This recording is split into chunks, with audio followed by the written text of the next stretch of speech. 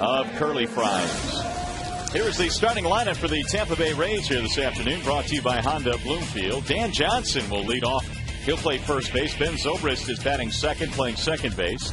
Carl Crawford is in left, followed by Evan Longoria, Matt Joyce, Willie Ibar, the DH, Upton in center. Bartlett is the shortstop. Kelly Shopik will catch the finale in the series here this afternoon. The scouting report on Justin Verlander is presented by Ace Hardware. Well, the Tigers have the right guy out there this afternoon to stop the bleeding. The Tigers have not played real good baseball on this homestand, and you simply need your ace to go out there and pitch a real good game for you. He comes in 7-3 with a 2.88 earned run average here at Comerica Park, and he's also been going deeper in games because he's been able to manage his pitch count very early, and they desperately need Verlander to stay out there for a long time today.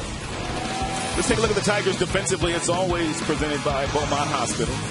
Damon in left, Jackson's in center, Bosch in right, Inge, Peralta, Rayburn, Cabrera. Gerald Laird, G-Money, is back behind the dish today, and hopefully Gerald Laird will not be too busy today with some of the Tampa Bay Rays base stealers. The numbers on Mr. Verlander, looking for his first win since July the 22nd.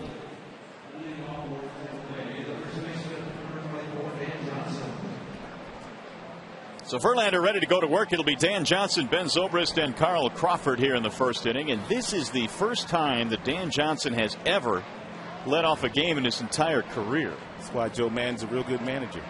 Very unconventional. They win lots of baseball games. Verlander's first pitch is ball one to Johnson. 83 degrees our game time temperature. And I'm certain he's probably in that leadoff spot because he's a high on-base percentage guy. He walked 3 times in last night's game. Here's the 1-0. Well, the top two guys in their lineup have drawn quite a few walks. In fact, Zobrist on deck leads their team in walks, and Johnson has walked 5 times in the series. Well, Verlander won't have to worry about him stealing a base if he's fortunate enough to get on.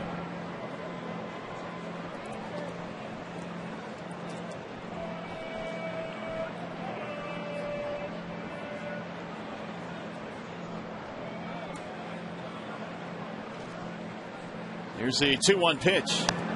Foul straight back. 2 balls, 2 strikes.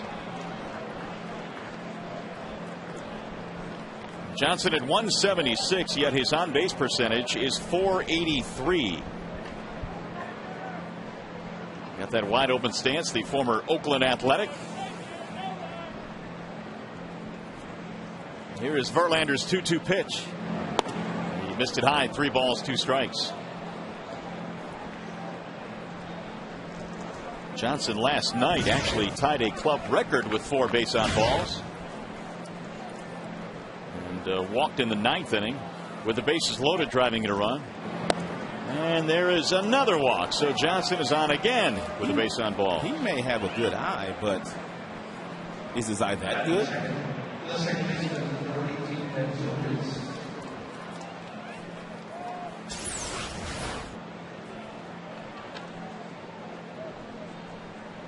And Verlander missed on 2 of his pitches up and in to Johnson, trying to get that fastball inside. So here comes Zobrist. Well, you wonder if Madden will play for 1 run early here with Verlander being on the hill for the Tigers by sacrificing Zobrist. Pops up the bunt, and it's going to go foul. It's not a bad idea by Joe Maddon. Verlander just might have his A game today, and when Verlander brings his A game, you don't score very many runs against him.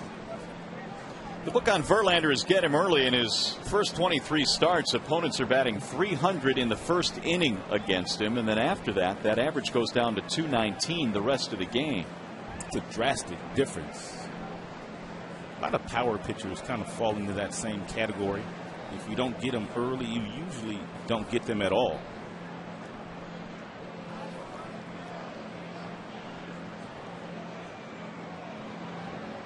And the 0-1 pitch. Again, he's showing bunt. This time he lays it down in fair territory. Rayburn covers at first base, and the sacrifice advances the runner. Well, Verlander's got some work to do here against Carl Crawford. Crawford comes in, one of the best hitters in the American League with runners in scoring position. The Rays play a well-rounded game of baseball. They do a lot of things right. So Crawford is set up now with the go-ahead run at second base. Carl Crawford at 297 has a couple of hits in the series, trying to pick up Johnson, who walked and then was sacrificed. Verlander career against these Tampa Bay Rays, 4-1 with a 3.52 lifetime. Strike one on Crawford. Carl this year is nearly 400 with men in scoring position, 394. He's knocked in 59 this season. Only Delman Young better than Carl Crawford as far as driving in runners this year. And Delman Young in Minnesota having an MVP type year. 1 ball, 1 strike on Crawford. Speaking of Minnesota, didn't they jump into first place last night? They did. They beat up on the White Sox. Wow. Make no mistake about it. One of the reasons why Crawford has excelled with runners in scoring position, the guy standing in the on-deck circle, is a presence. Which means Carl is always getting really good pitches to hit. We watched a real good number 3 hitter go down with an injury on July 24th, and that would be Maglio Ordonez, because he was being protected by Cabrera. So the guy hitting behind you makes a difference. 1-2 on Crawford. An all-star again this year for the 4th time, but he started the game for the first time in his career. The 1-2 pitch is high, 2 balls, 2 strikes.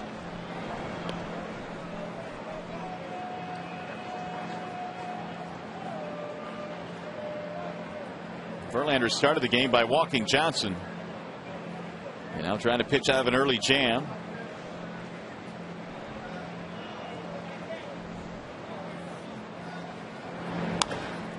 Roll to the right side and foul. Crawford right now is fighting it a bit. He is 3 for his last 25. I don't think he's totally healthy. He's walking a little slow too. They gave him the 2 days off in Toronto. He's usually got more pep in his step. A little change up down away from Crawford. And after he gathered himself and started to walk back toward home plate, he was just walking real slow.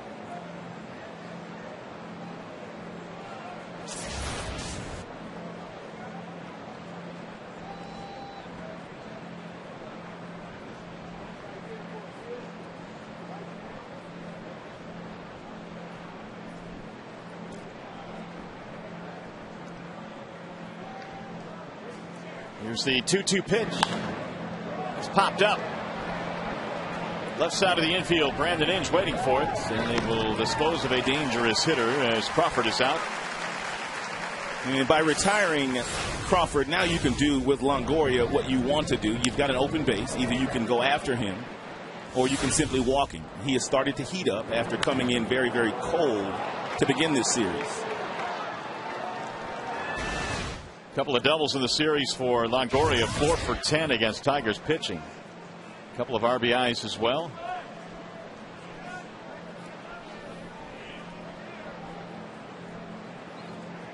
Longoria just 3 for 12 against Verlander in his career, but he has a home run.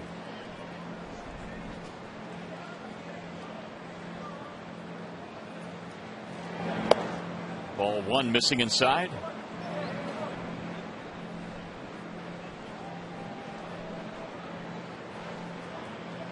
When that lost to the Angels on Friday, he gave up 4 runs in the first 2 innings on 4 hits, but after that, slammed the door. Kind of validates your point about the first inning against Justin. He's fighting it today here too with his command. He just doesn't look right. Just fighting it kind of. The velocity's in a good range, 92, 93, which means he's got plenty in his tank, but not commanding it very well. And it looks like his game plan today is to pitch inside to the right-handers and the left-handers, but he continues to miss to both of them. Ground ball slowly toward third. Inge gobbles it up, and the threat is over. Leadoff walk, they get him to second, but do not score. Here come the Tigers in the bottom of the first.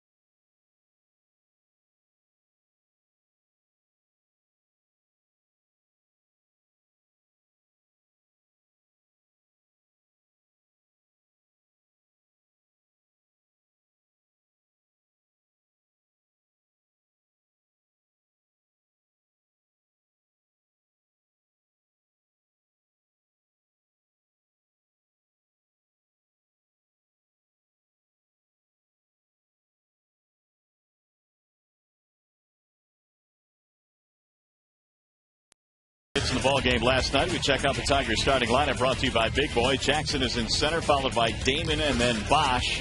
You got Cabrera cleaning up. Johnny Peralta, 9 for 19 career against Garza. Carlos Guillen is the DH today. Inge is at third. Rayburn and then Laird following in the Tigers starting lineup. The Bernstein Advantage brings you the scouting report on Matt Garza. Get the Bernstein Advantage. We go to bat for you. Garza's been pitching some pretty good baseball lately. In 2 of his last 3 starts, he has given up no runs. One of those was the no-hitter against the Tigers. He is also looking for a career-best 12th win here this afternoon. And before the no-hitter, if you didn't know, he had no success against Tigers hitters. He was 0-4 with an earned run average that was approaching 6 in 6 starts. Crawford, Upton, Joyce in the outfield for Joe Madden. Longoria, very talented over at third. Bartlett, he's sure-handed at short. Zobrist, he can play anywhere. Johnson at first. Kelly Shopping getting his first start of the series. Jaso caught the first couple of days of the series. Here's Austin Jackson now settling in with a .305 batting average. 2 hits in the series, both coming last night. That means Jackson now has 36 multiple hit games this year, which trails only Miguel Cabrera. One thing the Tigers will have to do today is lay off the elevated fastball that Garza was featuring a couple of days ago when he threw that no-hitter. He loved to work at the top of the strike zone. Garza, they say in his 120 pitches in that no-hitter, threw 101 fastballs. The 0-1. There's another fastball, make it 0-2. Tigers have lost 8 of their last 11 here at home, and this is their final game of the homestand before hitting the road. The 0-2 pitch fouled away. But there was a time this year where the Tigers had one of the best home records in the entire American League.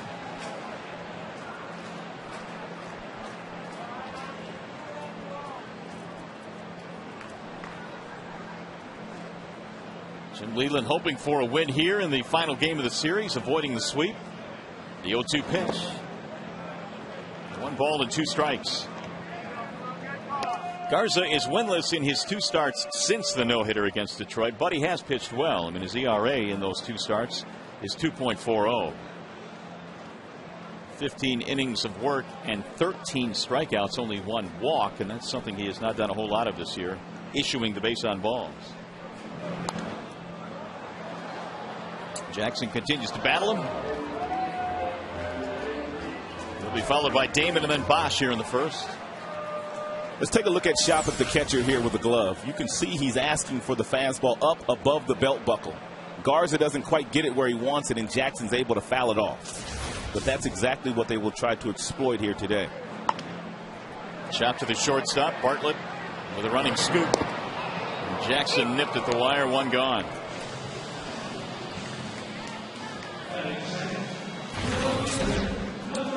Garza making his 23rd start of the year. He has 3 complete games, looking for a career best 12th victory against 6 losses. Real good earned run average, under 4 in the American League, especially pitching in their division. Here's Johnny Damon.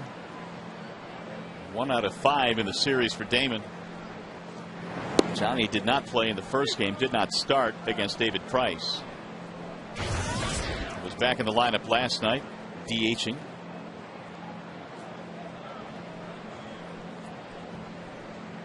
Here's the 0-1.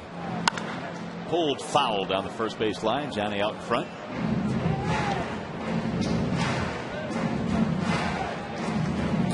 Johnny Damon has done some of his best work against the Rays all time. And Derek Jeter on that list, along with A-Rod, Manny, and Tejada.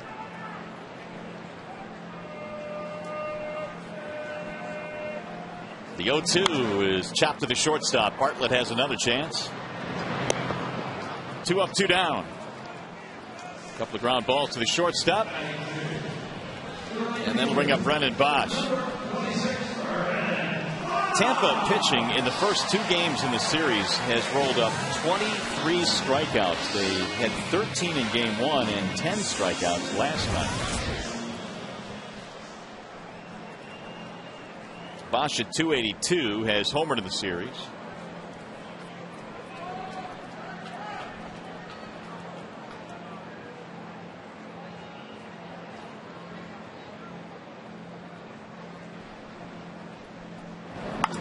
And he skies this one to left field with authority, but it's going to stay in the ballpark as Crawford goes back and makes the catch. 1, 2, 3 go the Tigers. We head to the second.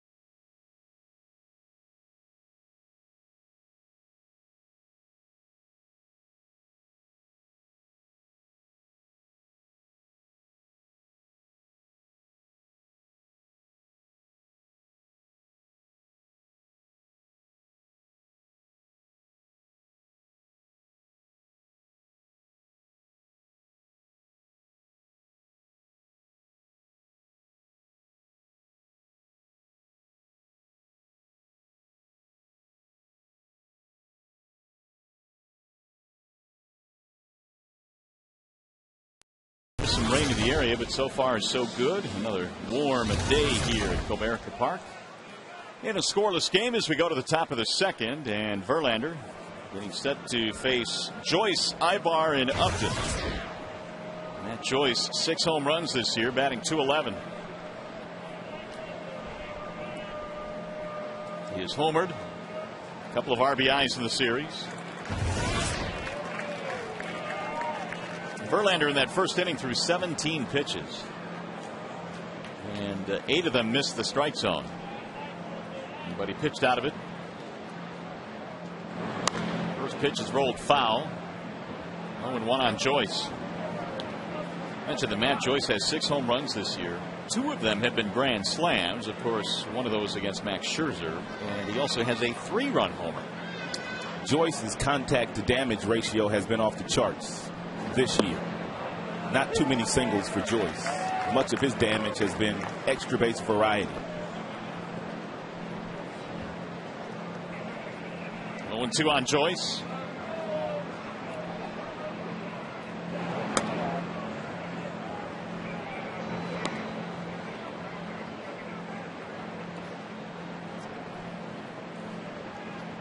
Verlander struck out just 2 in his start against the Angels, but went 7 innings, allowing 4 runs in that game. That was his last start. And the 2 strikeouts for Verlander equaled a season low. Justin with 140 strikeouts coming in. 2-2 on the leadoff man, Matt Joyce.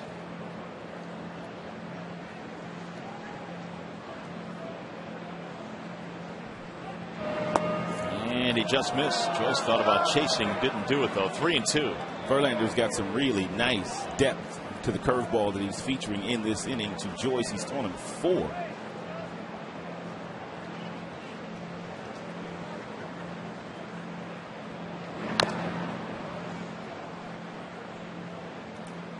Apparently that's how they're going to attack Matt this afternoon. Soft stuff. 5 straight off-speed pitches. That last one was a changeup by Verlander. Joyce has done some damage against his former mates in 6 games this year against the Tigers. 8 RBIs. again the 3-2. And Gerald Laird wanted that fastball inside, and Verlander didn't get it in. It kind of leaked back over the heart of the plate. But if you've got 94 and it's firm, some hitters will be a little tardy.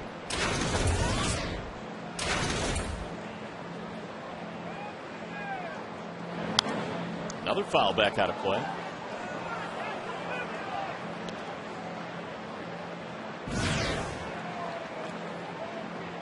So the 9th pitch in this at bat coming up.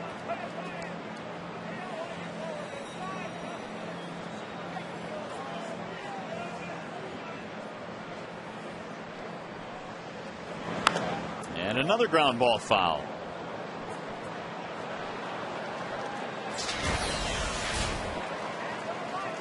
Well, Brandon Phillips of the Cincinnati Reds had some comments about the St. Louis Cardinals that read, "I hate the Cardinals. All they do is," you put in the word there, "and moan about everything. All of them. They're little. All of them. I really hate the Cardinals," is what Brandon Phillips said a couple of days ago. There's a base hit to right field. They are playing against one another now, and of course, you know those words did not go over very well with St. Louis. And here's what happened in their baseball game last night. Phillips comes to the plate in the very first inning in a customary tap to the catcher, what they usually do, and you could see that Molina, Yadier, wasn't having any of that. And Yadier waited for Phillips to get back in the batter's box, and then a little brouhaha ensued after that. And surprisingly, I don't think anybody got thrown out at the beginning of this game. I don't see any punches being thrown either. A lot of pushing and shoving. Oh, you didn't see all that? There was some punching. Really? I didn't see that. I saw Cueto kicking when he got pinned against the screen. The managers apparently were ejected. At the beginning of the game they were? Apparently, yeah. 1 strike on Ibar. It's been a while, though, since I've seen that many guys in that small of an area. I mean, both bullpens empty, both benches empty. A lot of times you'll see it on the field, but that happened directly behind home plate, and guys were getting pinned up against the screen. Well, they really had nowhere to go because it was going on in the batter's box. In that situation, 2 wrongs don't make a right. Phillips was wrong for what he said, and Molina was wrong for not getting behind the plate to start the game, but standing in his face. Those guys play each other quite a few times the remainder of the year, and as you can see, they are tied for first place. That might be some ugly baseball the remainder of the way. The 2-1 runner goes, and it's tapped slowly down the first base line. Verlander will flip to Cabrera for the out and advance the runner to second base. The only thing I wonder about Phillips is, after making those comments, why he would want to tap Molina on the shin guards. And if I'm Molina, I guess I take a little bit of offense to that too. I mean, I know that's done, but you don't get in his face. Well, just get behind the plate and start the game. Don't stand in his face. Well, Molina, I guess his comments were, "Don't talk bad and then come up and say hi to me." He's got a valid point there.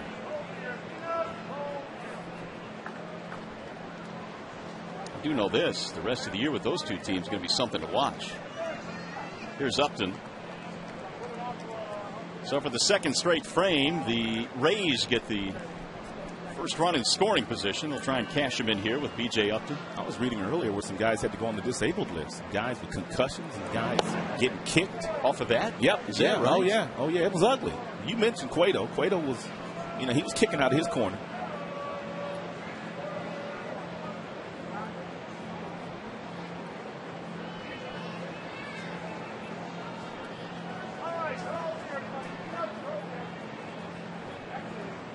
B.J. Upton 2 out of 8 in the series with an RBI. Joyce led it off with a 10-pitch at bat before finally singling to right field. And he's at second base. Now the 1-0. Swing and a miss. 1-1. Verlander has thrown 33 total pitches. And he's hit the strike zone with 19 of those, which means he's thrown 14 balls. Which brings up the point that he's not quite as sharp today early as you'd like to see him. Swing and a miss. Well, he can definitely get the strikeout here because Upton strikes out a lot, 109 times this year, which is 4th highest in the American League. And JV, one of the best strikeout artists in the major leagues. That's a slider there.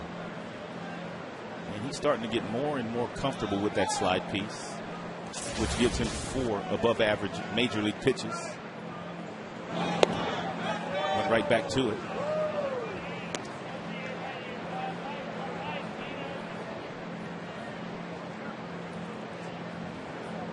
As a matter of fact, the entire Tampa team strikes out a ton.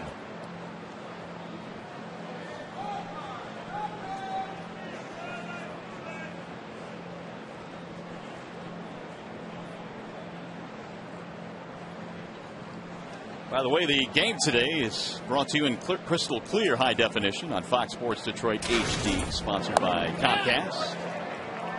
They want the appeal. He did not go. That's Adrian Johnson, the first base umpire. And so Upton is still alive, 3-2.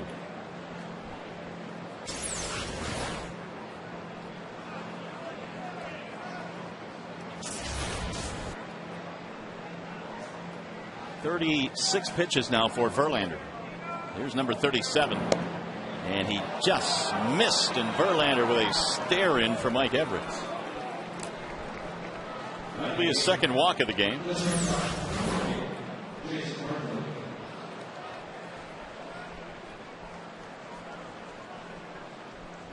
Maybe a hair outside. Upton gets the walk, and here is Bartlett now. He's had quite a series, 4 for 7. He's doubled. He has scored a couple of times. He's had a sacrifice. And he takes strike 1.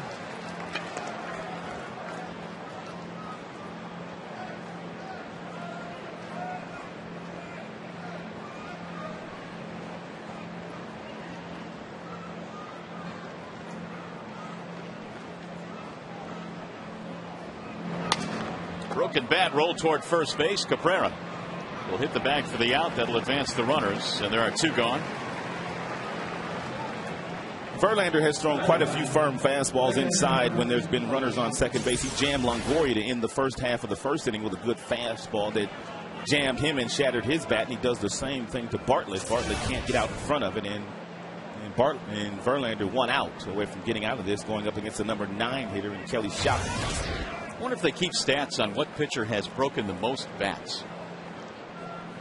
Verlander, with his stuff, has cracked a few. He can get in your kitchen. Here is Shopping. They keep stats on everything else. I wouldn't be shocked if they didn't have those numbers somewhere. Shopping has been absolutely dreadful this year against right-handed pitching. He's hitting 102.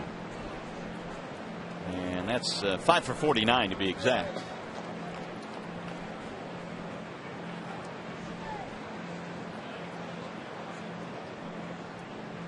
Here's the 1-0. You know, the Rays have 2 victories in 2 games here in this series, yet they are 3 for 22 with runners in scoring position. Yet they've gotten it done.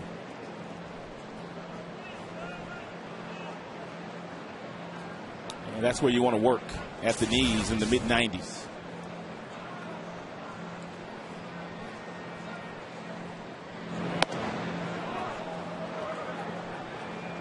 Shopping was behind the plate when Garza threw his no-hitter against the Tigers at the end of July, and St. Pete was the first ever no-hitter that Shopping has caught, and he was very humble after the game, saying all I did was throw down the signs and throw the ball right back to him after he threw it to me. I didn't do a whole lot, but I think we know better than that. Catchers always deserve a lot of the credit when a pitcher throws a no-hitter. The 2-1 pitch is high, 3 balls and 1 strike. Kelly Shopping had one of his better offensive years under their hitting coach, Derek Shelton, who is now the Tampa Bay Rays hitting coach. It was in Cleveland. Victor Martinez, their star catcher, went down with an injury, and Shopping got the bulk of the work, and he had a really nice year.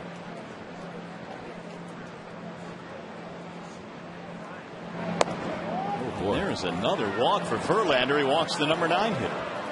Well, they lead the league in walks. does Tampa. They also strike out a bunch, but the Tigers have been very gracious in this series against Tampa batters. Very gracious. And that kind of points out that Verlander's out of whack. 21 balls, 23 strikes, 44 total.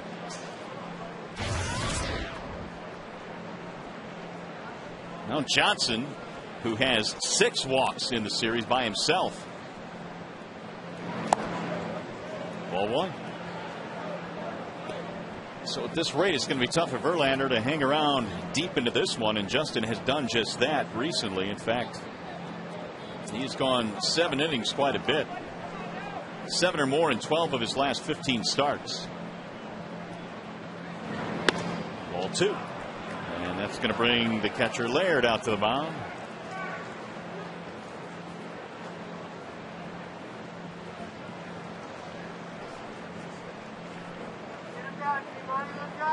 Tiger pitchers have walked 17 in this series.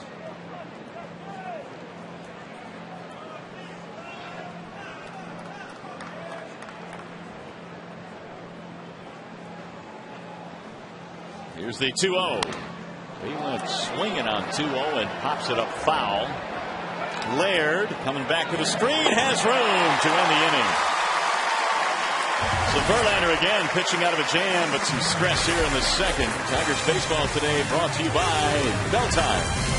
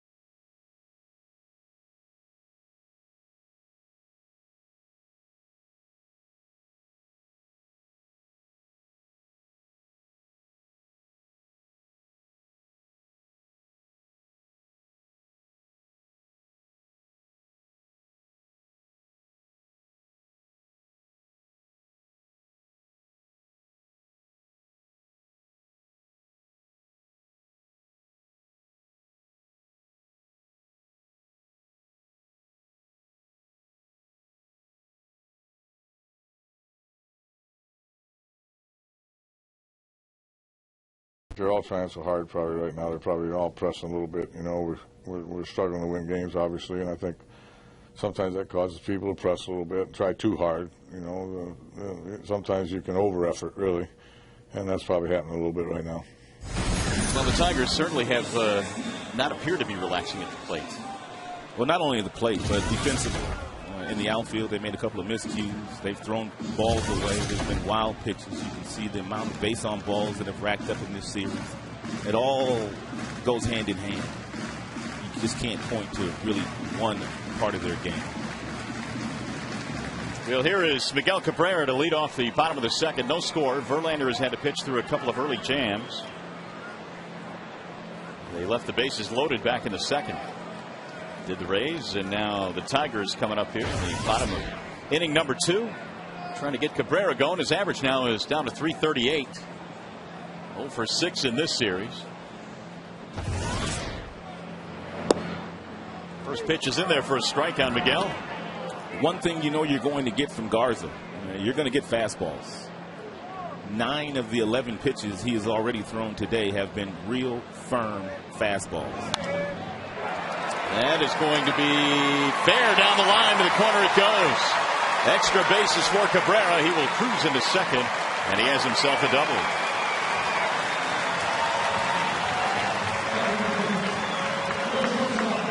First Tigers hit today. It's the perfect example of getting beat by a fastball inside, which he did, but he's still so strong, and he does the right things with his hands. Look at the bat knob. He pulls the bat knob close to the body, which in turn gets the head of the bat over the inside part of the plate, and he's able to slice that ball down into the right field corner. So it's not a bad thing when you get beat. Just got to take the right direction with your hands. Miguel Cabrera is safe at second base, safe and secure in New York life. Here's Peralta trying to drive that run in. Or at least move him over, which might be tough to do with the alignment of the Rays on the right side of their infield. Johnson, the first baseman, if he gets a ball that's hit firm right here, he's going to go to third. Cabby won't make it to third, so Cabby needs to be careful on a ball hit to the right side of the infield. Zobrist might even attempt to do so if it's firm at second.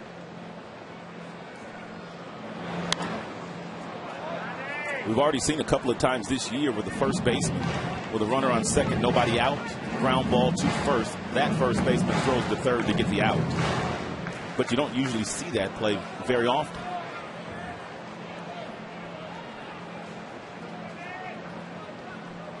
Peralta has not had a strong homestand, 4 for 34. Straightens him up, 2-1. No one's had a good homestand. That is absolutely true. The coaches, the managers, the players, the broadcasters. Easy now.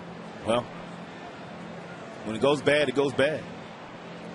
It's a package deal. Soft liner, and they almost got the double play.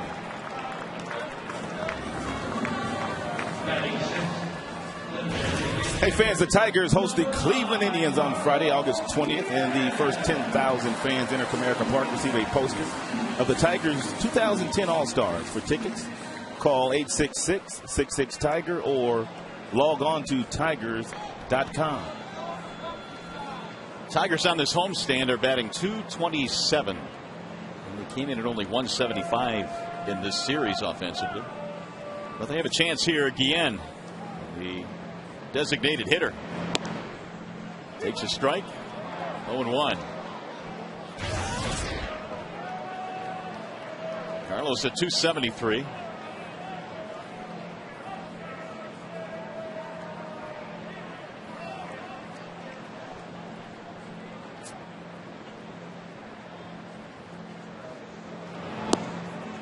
No balls, 2 strikes.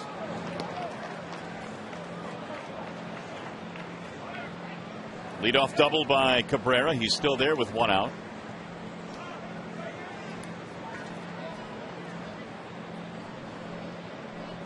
Garza, 26 years of age, hails from California.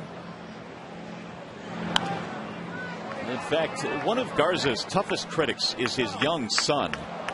And Garza always talks about how if he has a bad outing, his son reminds him of how bad Dad was that night. And after the no-hitter, he called his son up and said, well, what'd you think about that? I threw a no-hitter. And his son said, yeah, you're still not an all-star. It's tough. That's a tough crowd. Yeah, that's a tough crowd. Selma, California. Usually it's the spouse that brings you back to earth. In this case, it's his little bitty boy. The 0-2 is out of play again.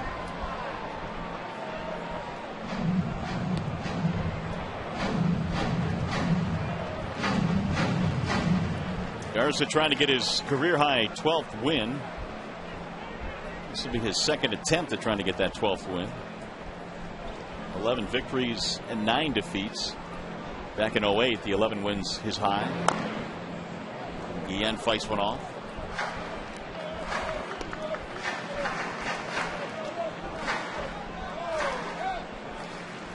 We were talking a little bit earlier about pitchers with the most broken bats. Apparently, Rob, they do keep that stat. And there it is. Roy Halladay has broken 35 bats this year. I knew it was somewhere.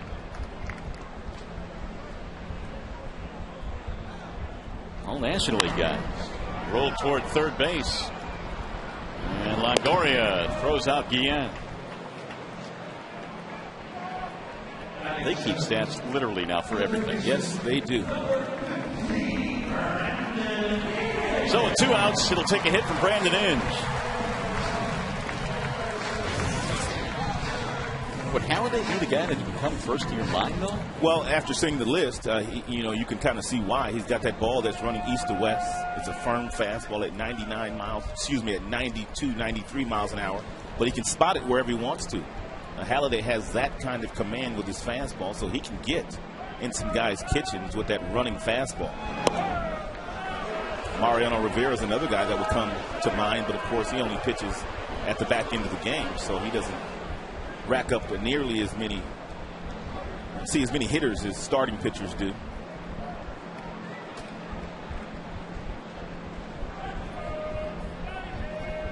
Here's the 0-1. Brandon drives one to center field. Here comes Upton, and he'll play it on one hop and kick it. A run will score. Inge going to second. He's diving in safely. Brandon Inge with a 2-out knock, and the Tigers take the lead.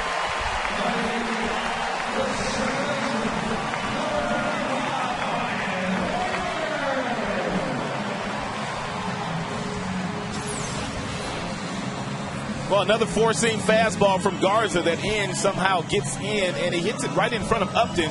Looked like Upton kind of got caught in no man's land where he's thinking about diving, and then he thinks better of it, and he's trying to keep the ball in front of him, and it trickles off his right knee, which made it real easy for the big fella to score.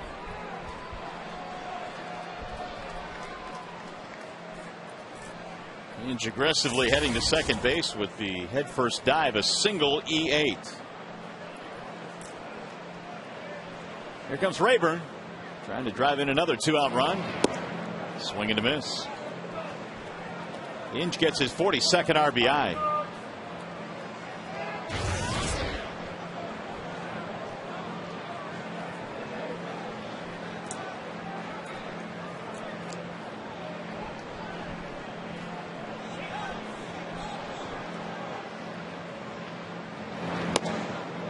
Oh, 0-2. Garza again with a good hard fastball. Really, two pitchers in the series. Price in the opener, lots of fastballs right by a lot of Tigers hitters, but he's throwing 98 to 100 miles an hour. Garza anywhere from 93 to 95, but he must be tough to pick up because quite a few of the Tigers hitters are tardy on that fastball, and you know you're getting it from Garza. I was talking to Avila before the game today about Hellickson last night, and he said, the guy throws 91, 92. Because he has such a great changeup, you're still tardy on that fastball. And he said a couple of times last night, he thought he was right on a 2-0 or a 2-1 fastball, and ended up swinging late and flying out to left field. He looks like he belongs here. No walks, 7 strikeouts, and only his second big league start. Those numbers almost identical to his major league debut against the Minnesota Twins, a game in which he won as well. I read some of his comments where he said he wasn't even nervous last night. He said he was nervous after his first start, but he said last night he wasn't nervous at all. Looked pretty calm all night. He looks pretty cool now, too.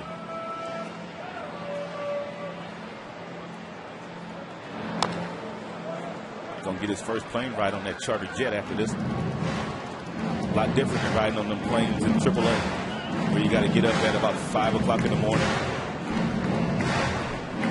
Hoping you don't get a window or middle seat. Or a layover. Oh, the layovers are wonderful. Get into that town about 4 o'clock. Just enough time to get to the yard and strap it on. Let's go. 2 balls, 2 strikes on Ryan Rayburn. Many of those nights in AAA, because you had to get up so early, because your flights were early, because you played the day of game. Flights were like, you had to get up like 5 o'clock, leave the hotel for a 7 o'clock flight. We'd stay up all night playing cards.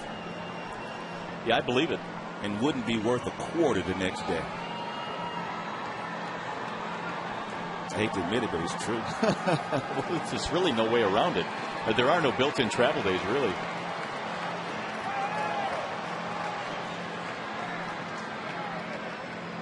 The 2-2 is rope foul down the third base line.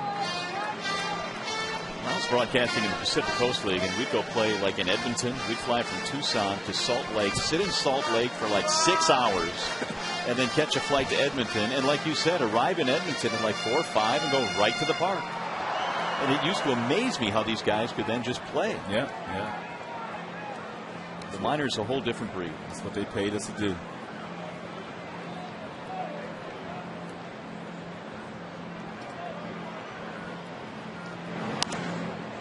popped up. First base side. Johnson has room. That'll end the inning. Tigers get the game's first run, though, and a couple of hits. We go to the third.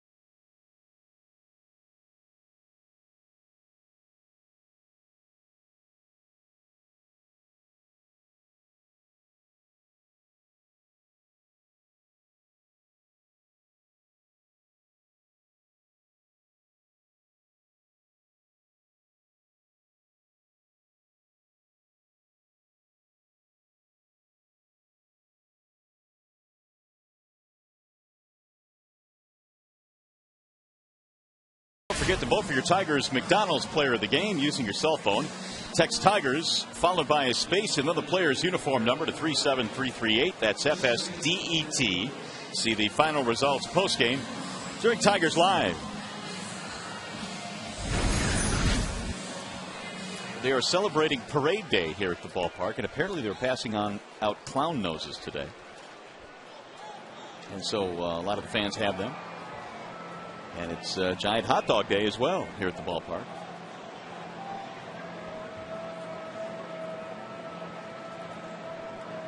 Here we go in the third inning. Verlander back to work. It'll be Zobrist, Crawford, and then Longoria. First pitch in for a strike on Zobrist.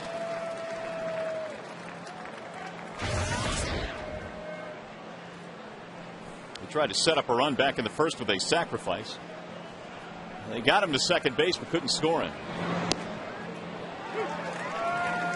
And Verlander quickly ahead, no balls, 2 strikes. Verlander having a difficult time of throwing that fastball for strikes, but the secondary pitches, the curveball and the changeup in particular, he's been able to throw those over the dish.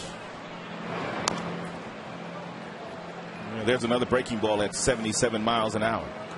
Isn't that the way it is, though? A lot of times guys will struggle with that fastball, but those touch and field pitches they can throw for strikes. And that's what allows Verlander to be good, though, because he has really good secondary pitches. There are some major league pitchers that really have good fastballs, and if they struggle with that pitch, it's a long day for them because they don't have the efficiency with their breaking balls that Verlander does on occasion.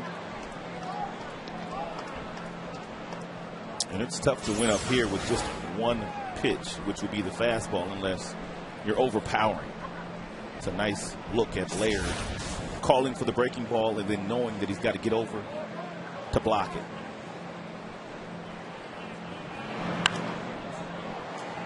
And it seems like every time he throws a fastball in the strike zone, they foul it off. Zobrist has gone through some struggles.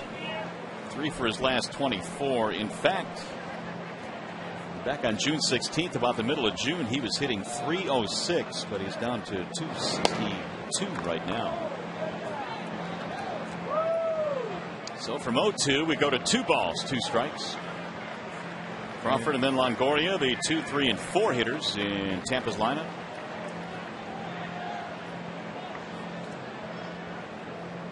Here's the 2-2. Lifted in the air. Shallow right field for Brendan Bosch. 1 gone.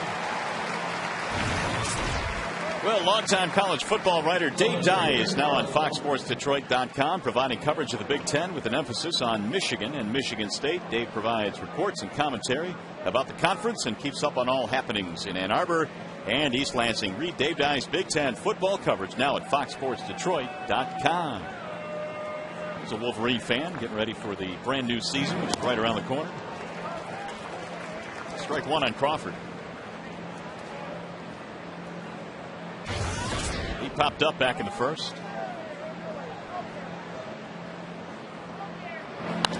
Line drive, base hit right field.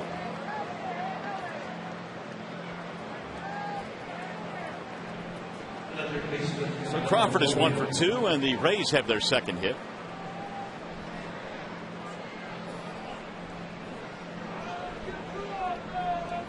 Now Longoria.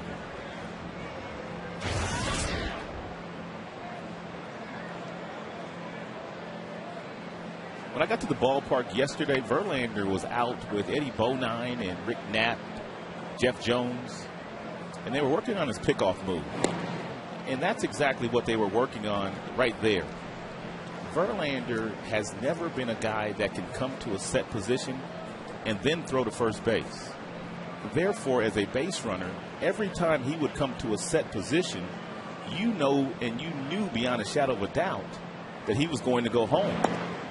So they've finally gotten Verlander to buy into the idea of every now and then you have to pause and then throw over, because the base runners on the other teams have kind of figured out what you've been doing lately. Doesn't take long to figure that out, does it? You have guys sitting on the bench that will notice tendencies like that. Crawford on the run. Here comes a throw. It is not in time. It appeared to be in time, but we couldn't hold on to it down there at second base, and Crawford is safe. And Crawford is a true legitimate base stealer. One of the best in the game, as a matter of fact, and he's got a lethal first step. And Laird, obviously, when a guy like Crawford is running, you're going to rush. That front shoulder is going to open up, and a lot of times the ball tails to the second base side of second base. That's a collision there. Yeah, it is. Ouch. But that's good to see from Verlander, at least with a guy on first base, that now he's willing to come to a set position like he is now and then throw to the bases. Well, it seems like such a simple fix, but apparently it hasn't been. I was talking to Mark Gubicza, who left here with the Angels a couple of days ago, their announcer, who was a real good pitcher in the big leagues, and he said the same exact thing. He said he could not come to a set position and then throw to first base. Wave and a miss.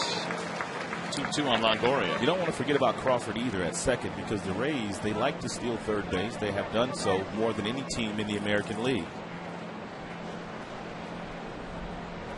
So he's gaining on Juan Pierre, who leads the majors with 43 steals.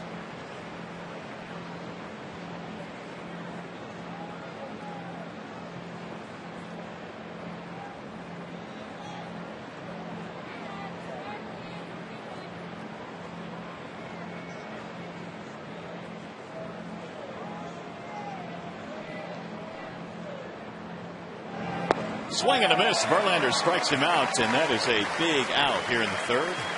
Verlander has the ability to change his game plan mainstream. He has that kind of ability. The fastball command not there today. Therefore, lots of breaking balls. That's a changeup well located down and away from Longoria to get him out in front, and the swinging over the top of it. That's one thing about baseball. You have to make adjustments during the course of the game. If something's not working, you have to go to plan B. And it looks like he's gone to plan B today. Now Matt Joyce, who had a 10-pitch at bat back in the second, and it resulted with a ground ball single to right field. There's that one foul. Whistle into the seats. 0-1 on Joyce.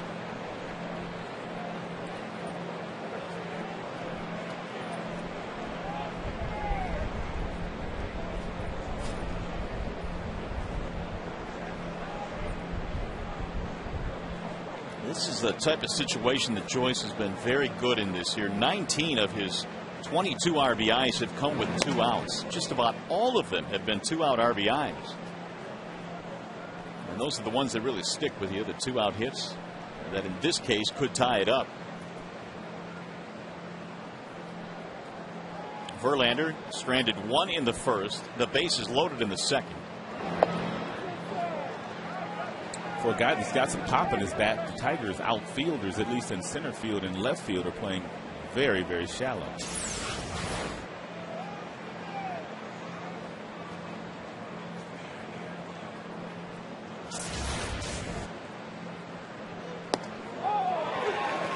Two on Joyce. That's a tough pitch.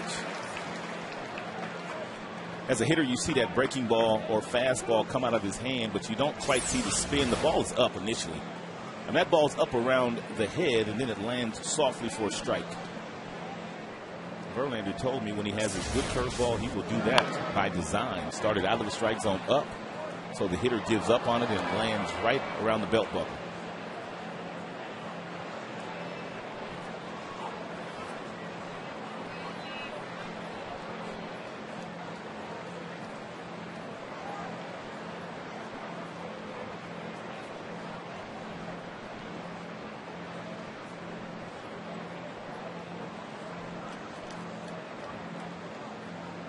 Justin taking too long. Joyce stepping out, and here comes Laird again. St. Louis looking to sweep the Cincinnati Reds on their home turf. They're beating them 4-0 in the 5th inning. If you weren't with us earlier, they had a brawl yesterday in Cincinnati. Brandon Phillips appears to have lit a fire under that St. Louis Cardinals team. Here's the 2-2. Foul straight back. I think in the end the Cardinals are going to win that division. I know the Reds have been really good this year under Dusty Baker, but boy, that Cardinal team has some pretty good pitching. And they have Albert Pujols, and he's awfully good. I think statistically right now Cincinnati's pitching is better than St. Louis's. Is but it? you don't think Cincinnati's pitching is going to hold up, though? Well, they got younger guys, though. They got some proven guys on St. Louis's team, so your point is a valid point. Swing and a miss. Joyce chasing. He's out. Inning over. Back-to-back strikeouts for Verlander. They strand another. We go to the bottom of the third.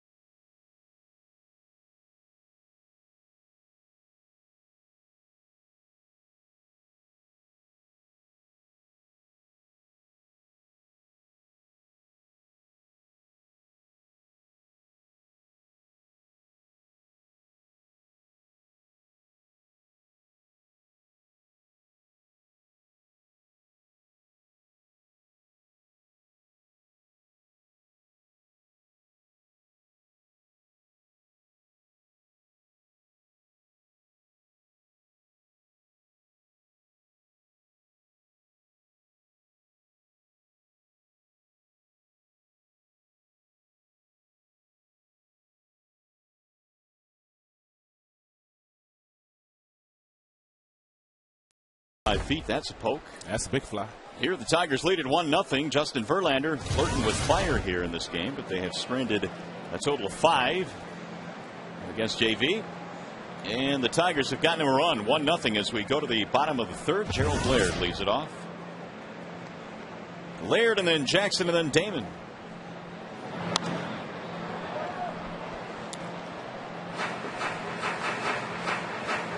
Garza got him 1-2-3 in the first, gave up a double to Cabrera, but a 2-out hit by Inge gave the Tigers the lead.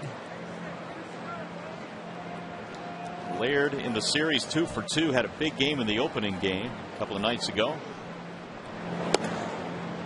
Laird's still trying to get together 3 or 4 or 5 day period where he puts together a couple of hits and has a little streak. Right now he's at 192. Singled and doubled in the first game, plus he walked.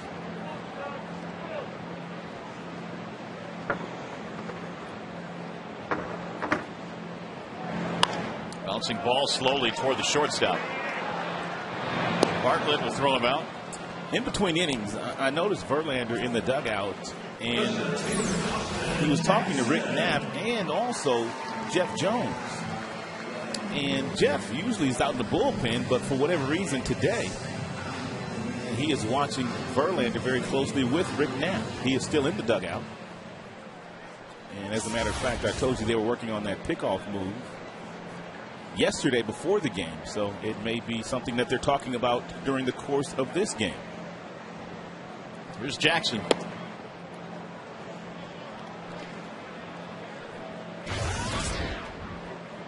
Jackson had a bounce out back in the first. I don't ever remember seeing Jeff Jones in the dugout this year, and he may have. He may eventually end up back in the bullpen. The bullpen coach usually out in the bullpen. It may be a situation too where, you know, 2 eyes or 4 eyes are better than 2, because the Tigers have walked quite a few here in this series, and maybe some of these pitchers are just out of whack, and maybe you need both pitching coaches. That's true. Down there to see if they can figure some guys out. See if this gets through. It's backhanded by Zobrist, and he's safe at first base. Jackson's speed beat it out. Zobrist made a really nice athletic play. He does a very nice job at getting over to this baseball, and then he kind of like braces himself because he knows the only way that he's going to get Jackson is by somehow trying to get a firm throw over to first base. If he simply jumps and lobs it over there, there's no chance. But he took his time, firm throw. Jackson just beat him. Tigers have their 3rd hit. Here's Johnny Damon. He's 0 for 1. Popped up. Garza will be called off by Johnson, and Damon retired on 1 pitch. 2 outs. Brendan Bosch checks in with 95 hits. He needs 5 more hits to get to 100, which he will get to before this season's over as long as he stays healthy. And when he does that, he and Jackson will be the first 2 rookies to get 100 or more hits since 1978, and that's when Alan Trammell and Lou Whitaker did it as rookies. Wow. Well, that's really impressive company. Anytime you can mention those 2 names. Bosch trying to catch fire for the final month and a half. And he lines one to right, base hit. Jackson hits the bag at second. He's coming to third. He's in standing up. So Jackson and Bosch with hits here in the 3rd frame. It's a good fastball there by Garza, and now Bosch is 4 hits shy of 100. This fastball is located very well. It's up, it's in. You can see he hits the ball right on the label, but he's so strong he's able to muscle the ball into the outfield.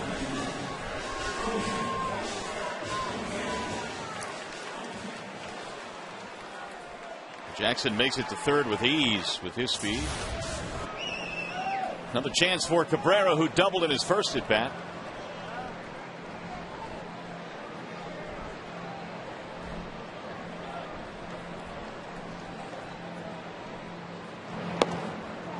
Garza missing the outside corner. The Tigers have the right guy standing in the batter's box, the big fella. 345 with runners in scoring position, and does quite a bit of damage here at Comerica Park.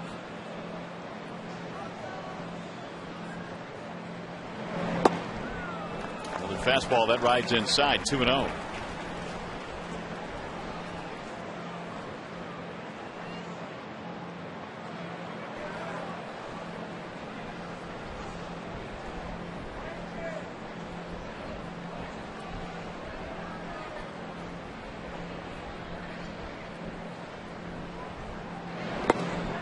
Three balls, no strikes. Cabrera not getting anything to hit here.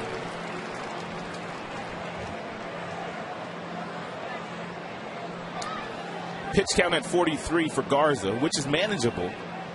But you can see the overwhelming majority of the pitches he has thrown today have been fastballs, 88%. That's the fourth time this year where ultimately an intentional base on balls to Cabrera with first base occupied by Joe Madden, their manager. So another intentional walk for the league leader in that category. Now 16 intentional walks for Cabrera. So bring up Peralta. A couple of grand slams in his background. Tigers can really find some breathing room here for Verlander with a big hit by Peralta.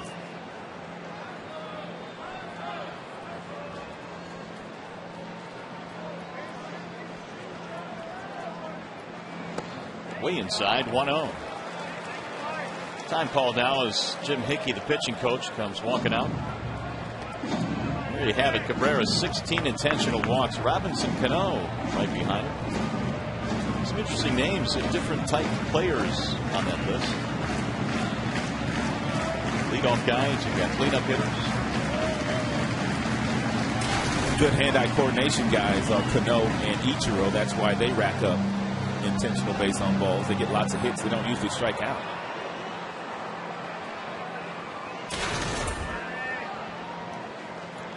That chat was quick.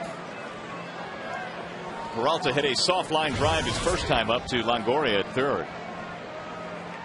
252 this year with men in scoring position.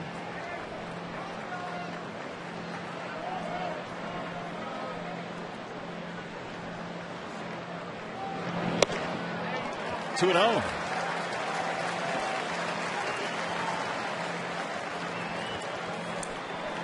These are fun counts to hit in right now if you're a hitter. A guy's struggling with his command. A lot of traffic on the base pass. There's a 99.9% chance you're going to get a fastball right here. Get all over it. Well located fastball though. Ooh. Garza coming into this start had walked just 3 batters in his last 36 innings. He had thrown 6 straight fastballs that weren't even close, and then he comes back with a 2-0 fastball at 94 on the inner third on the black. Broken bat again, and a soft liner is the final out as Bartlett hauls it in. Tigers leave him loaded on our way to the 4th inning, 1-0.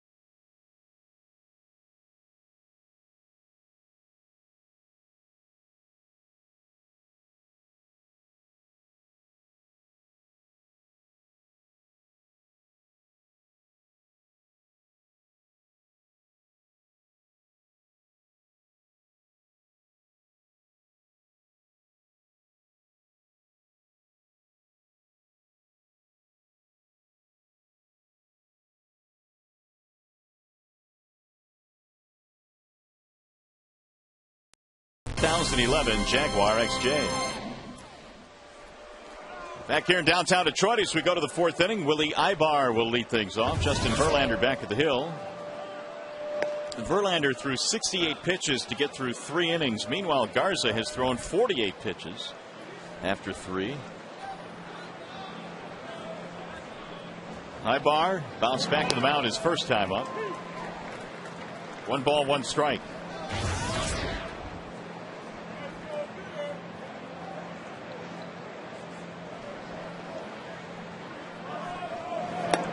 Wave and a miss.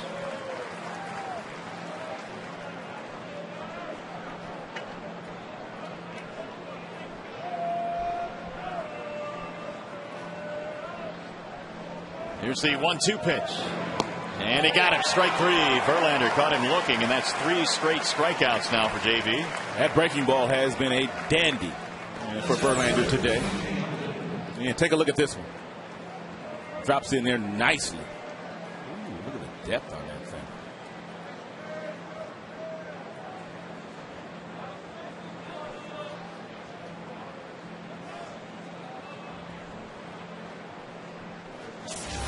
Here's B.J. Upton. Base on balls in the second. So as we talked about at the top of the telecast today, Verlander has opponents batting .300 against him in the first inning of his starts, and then it really slows down after that. Hopefully Verlander is finding a groove now. It's 0-2. Upton 2 for 8 in the series with an RBI. And the 0-2. Swing and a miss. Upton goes down swinging. 4 straight strikeouts for Verlander. Hey, fans, see the Tigers battle the Kansas City Royals August 23rd through 25th, and enjoy the weekday value pack. 4 tickets, 4 hot dogs, 4 soft drinks, 4 bags of chips for only $55. For tickets, call 866-66-TIGER or visit tigers.com. Here's Jason Bartlett. He's 0 for 1 with a ground out. Another strike from Verlander, 0-1. Pounding the strike zone here in the 4th after throwing 68 pitches in the first 3.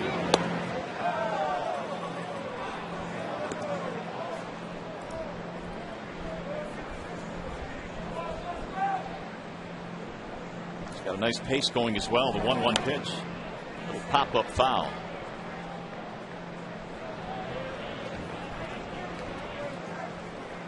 So 1-2 on Bartlett. Tigers got a run in the second on a double by Cabrera. 2-out hit for Brandon Inge. And that has been the only scoring so far.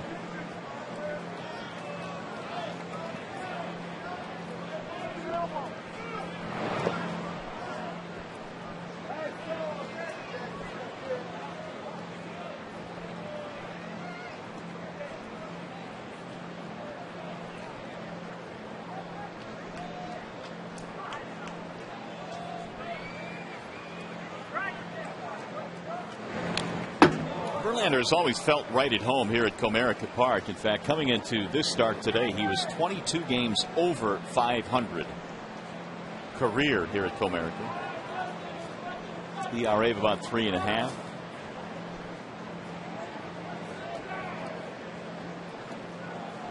The 2-2 fouled away again. That's probably why Verlander had no problem whatsoever signing a 5-year extension onto his contract, which will keep him here for a long, long time. This is a nice place to pitch in. It was even better before they pulled the outfield fence in left and left center, but still a really good ballpark to pitch in. And there's another strikeout as Bartlett is caught looking. 5 in a row have been struck out by Verlander. He fans the side here in the 4th.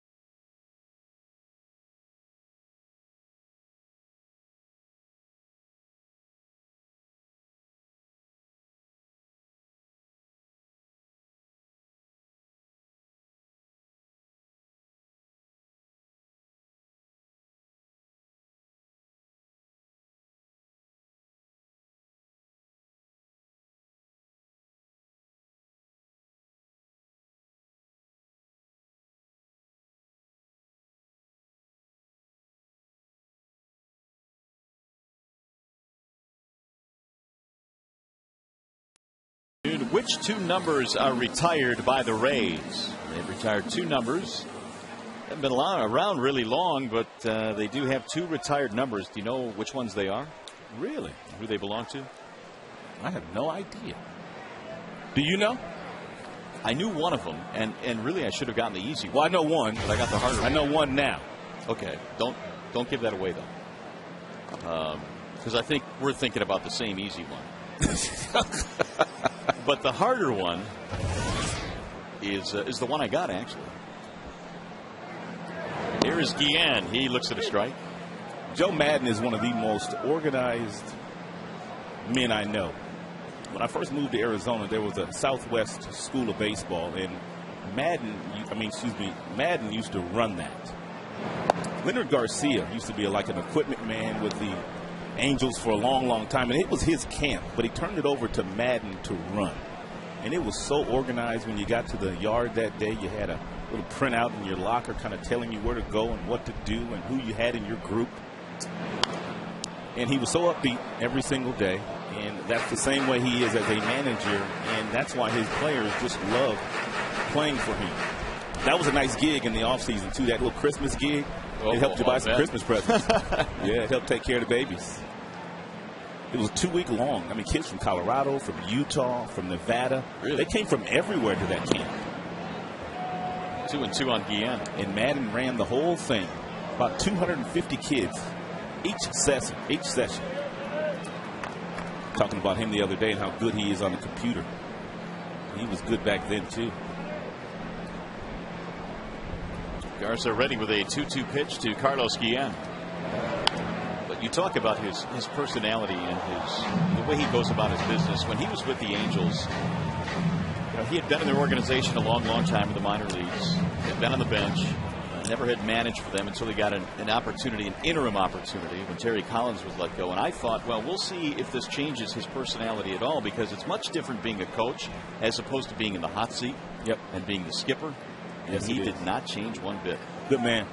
Which is really kind of impressive, because the pressures that go along with that position are great, to say the least. You've got to get the most out of the 25 men on your roster. You've got to get those guys to run through a wall for you, literally, every day. That's the mentality they have to have when they come to the ballpark, and it's up to you to get that mentality out of them. Swing and a miss as Guillen goes fishing. One gone. It's a first strikeout for Garza. There has not been a lot of traffic on the base pass. Verlander has struck out the last 5, and then Garza struck out Guillen. As we told you at the top of the show, a couple of fireballers that have thrown no-hitters in their careers. Garza a couple of weeks ago against Detroit, and of course Verlander back in 2007 against the Milwaukee Brewers.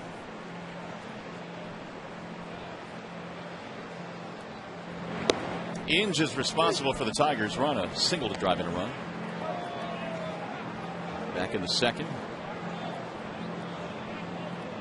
1 run, 4 hits for Detroit. No runs, 2 hits for the Rays. The series finale here at Comerica. It's fouled away 0-2.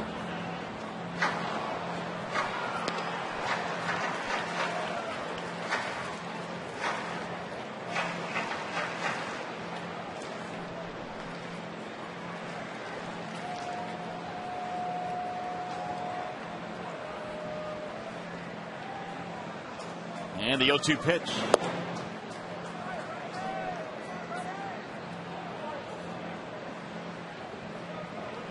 Garza, of course, fired a no-hitter against the Tigers in late July in St. Petersburg. One of quite a few this year. 5 of them, as a matter of fact. Jimenez, Braden, Halladay, Edwin Jackson. And Morrow almost threw one. Came within an out of throwing one against the Rays the other night. Sunday in Toronto. As did our very own Armando Galarraga.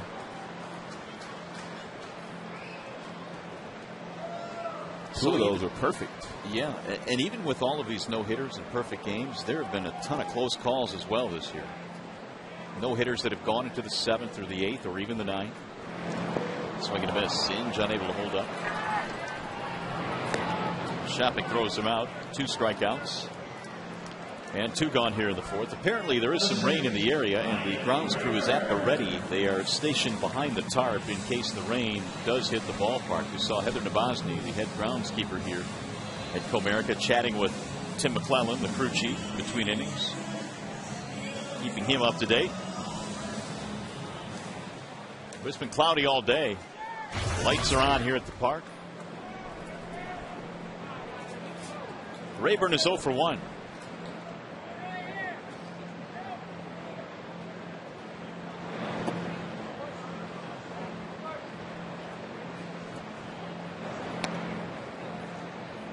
Ryan 2 for 9 in this series.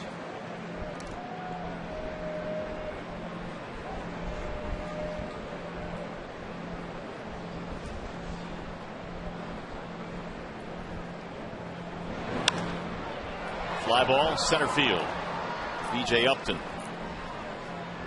And that is that. Tigers go 1, 2, 3, 4 innings in the books. Rays have Shopik, Johnson, Zobrist coming up.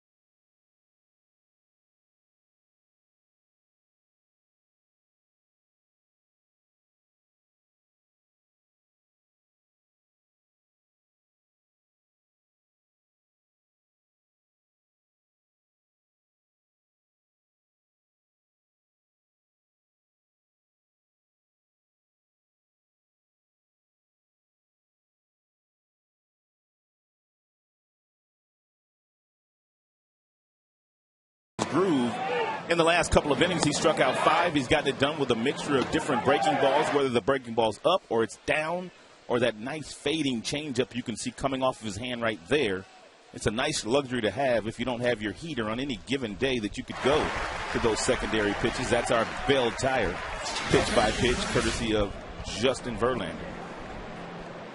Well, he's got Shopik, Johnson, and Zobrist here in the top of the 5th. 1-0 Detroit. The 1 run the Tigers got in the 2nd is held up so far. Shopik had a base on balls back in the 2nd inning.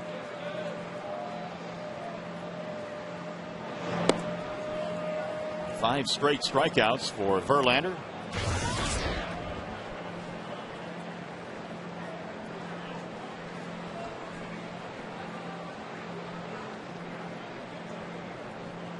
Here's the 1-0. Shopik had knee surgery in April, missed some time. He was acquired from the Indians. I got the other retired number. It's a trick question today. It's kind of a trick question. Yeah, it is. I got it, though. Did you? Yep. You just thought of it? Yes, I did.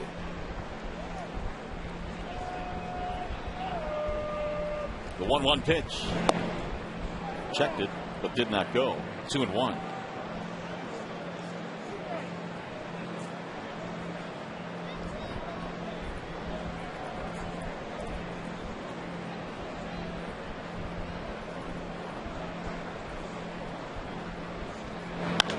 Ground ball, fair ball inside the bag at 3rd. This will go to the corner. It's going to be extra bases for Shopik. And he will lumber into second base with a tying run. It's a leadoff double in the 5th.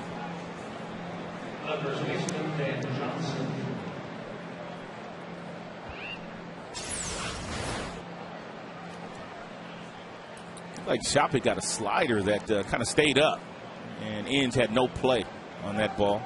Andy Fletcher, ruling that it was a fair ball.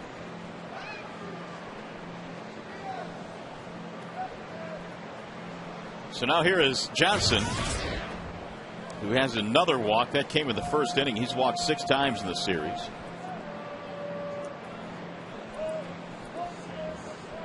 Former Oakland Athletic.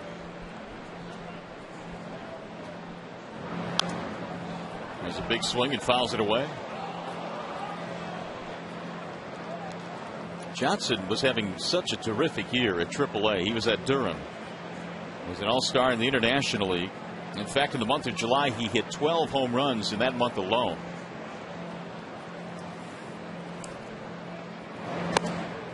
So when he wasn't walking, he was hitting the ball out of the ballpark.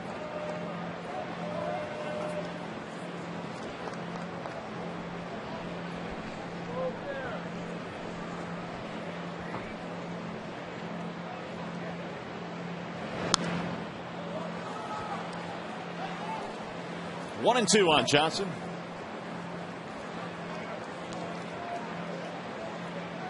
He had 95 RBIs at the time of his call-up.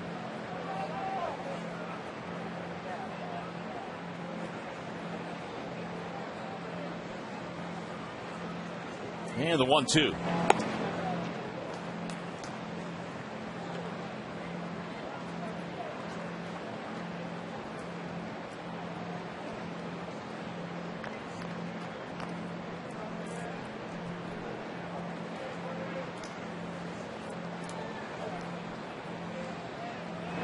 Swing and a miss, and Verlander strikes him out. That's his 6th. It's the best fastball of the day for Verlander. He's at 96 miles an hour. And the reason why he did not throw the breaking ball there, because usually a left-handed batter, if you throw a breaking ball for a strike, they pull that ball to the right side of the infield, and that's what Verlander was trying to prevent Johnson from doing, advancing Shopping, the base runner on second, to third. So here is Zobrist. 0 for 1 with a sacrifice.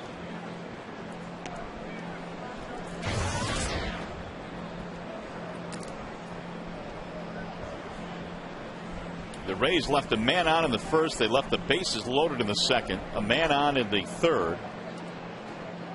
They've left a lot of guys in scoring position in this game. There's a strike. 1-1 on Zobrist.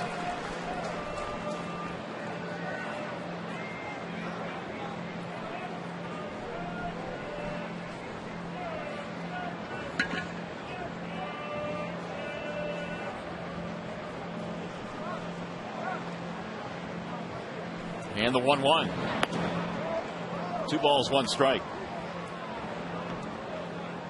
Zobrist this year has stolen 22 bases. He's been caught only 3 times. He's been really good in that regard, and his 22 steals are a career high.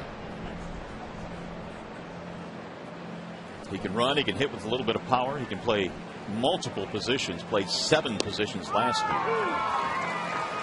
year. Zobrist is sitting on an off-speed pitch, and he is taking 2 straight fastballs for strikes. That's the guessing game that goes on within the game. Verlander has thrown so many off-speed pitches. If you're Zobrist, you're looking for one, and he has yet to give you one.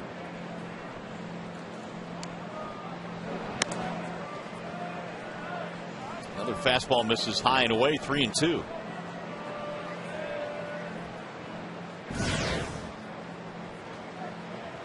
As we play here in the 5th inning, Verlander is gaining on 100 pitches. He's thrown 96 so far.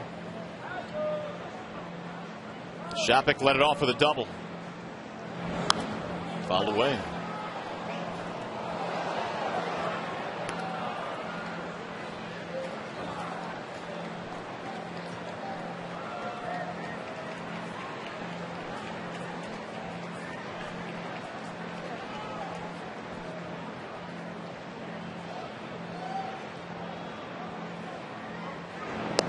And he got him, strike 3. Zobrist just punched out of there. Back-to-back strikeouts after the leadoff double.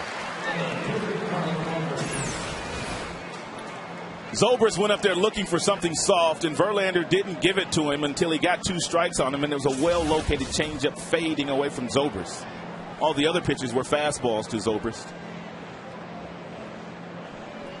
One more out to get, and it's a tough out. Carl Crawford. Crawford had a base hit, stole a base back in the third. Here's that base hit you're talking about, but what I want you to focus on is after he does get the base hit into the outfield, take a look at Verlander on the mound. This is what they worked on yesterday. When he comes to a set position, watch his hands here. He pauses, which is something he's never, ever done. This is the first time he's done that and thrown over to first base. And then, of course, the next time he doesn't pause and he comes up and Crawford able to steal a base. He's a true base stealer. He's going to run on anybody. But the point I wanted to make was Verlander pausing with a runner on first base, something he worked on yesterday. Which goes back to the question you had. Why hadn't he done it before yesterday? Well, we asked that before, and I guess if you've done something the same way over and over and over and over, it's kind of hard to break those patterns, I suppose. I don't know. Verlander's got a great pickoff move. No right-hander since he's come to the big leagues has more pickoffs than he does over at first base. But this year, teams have just been kind of running on him at will because of that real high, deliberate leg kick when he does go home.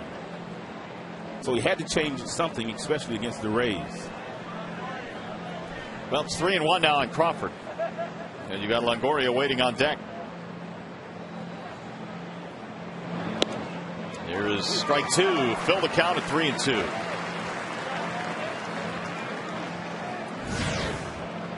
Verlander has had just one 1-2-3 inning in this game, and that was in the fourth. Trying to strand a leadoff double here in the fifth inning. And the 3-2 pitch.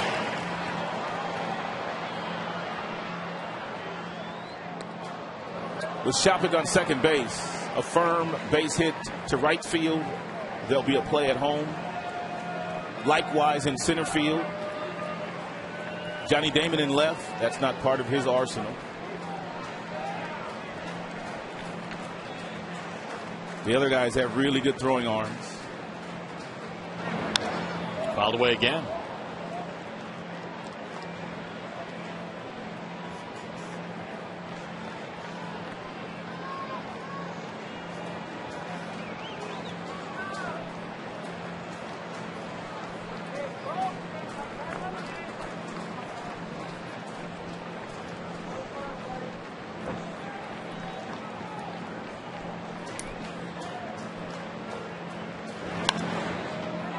In the air, shallow left center. Damon coming on, and the threat is over. Verlander, a terrific job of pitching around the leadoff double. Tigers baseball today presented by Bell Tire.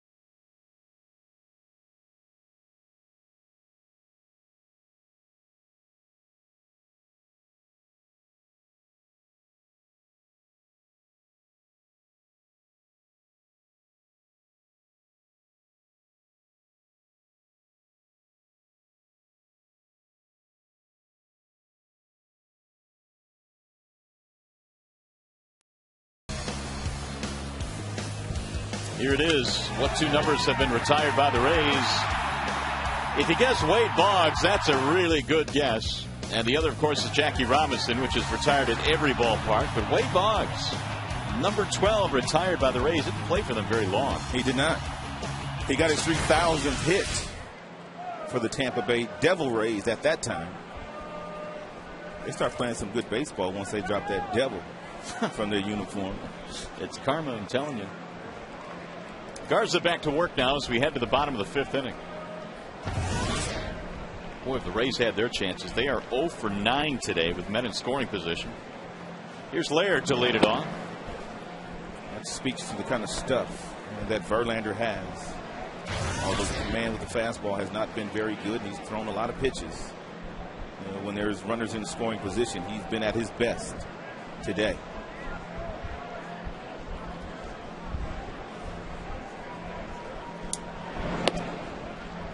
There's a strike called on Laird, who bounced out his first time up. Even in the series, the Rays have not been very good. 3 for 27 with runners in scoring position. Yet they have a chance to sweep if they can win today. Go figure. Sometimes the numbers just don't add up.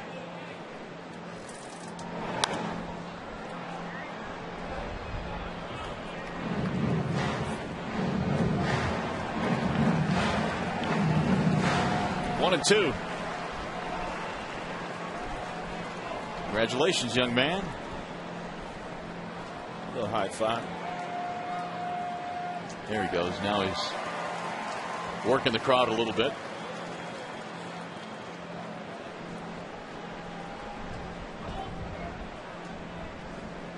Here is Garza's 1-2.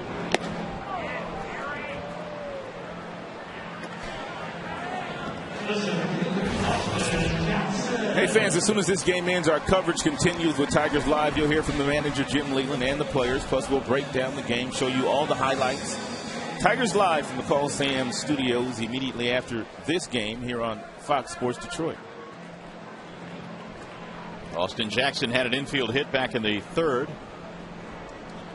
Tigers have 4 hits today. The Rays have 3. Both Garza and Verlander have been good today, although Verlander has needed 106 pitches to shut out the Rays through 5. He has struck out 7. Chopped to third, foul. 0-2 on Jackson.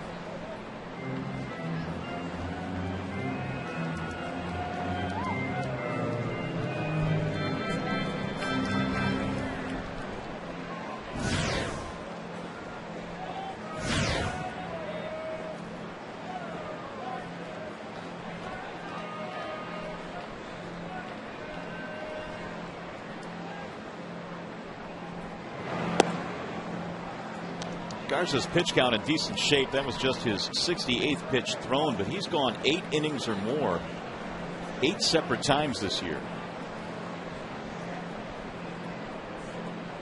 Trying to win his 12th of the season. Here's the 1-2. 2 balls, 2 strikes on Jackson.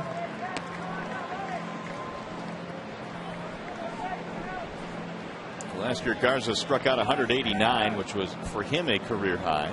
And second in club history, only behind Scott Kazmir, who is now pitching for the Angels. Here's the 2-2. And it's low, 3 balls and 2 strikes.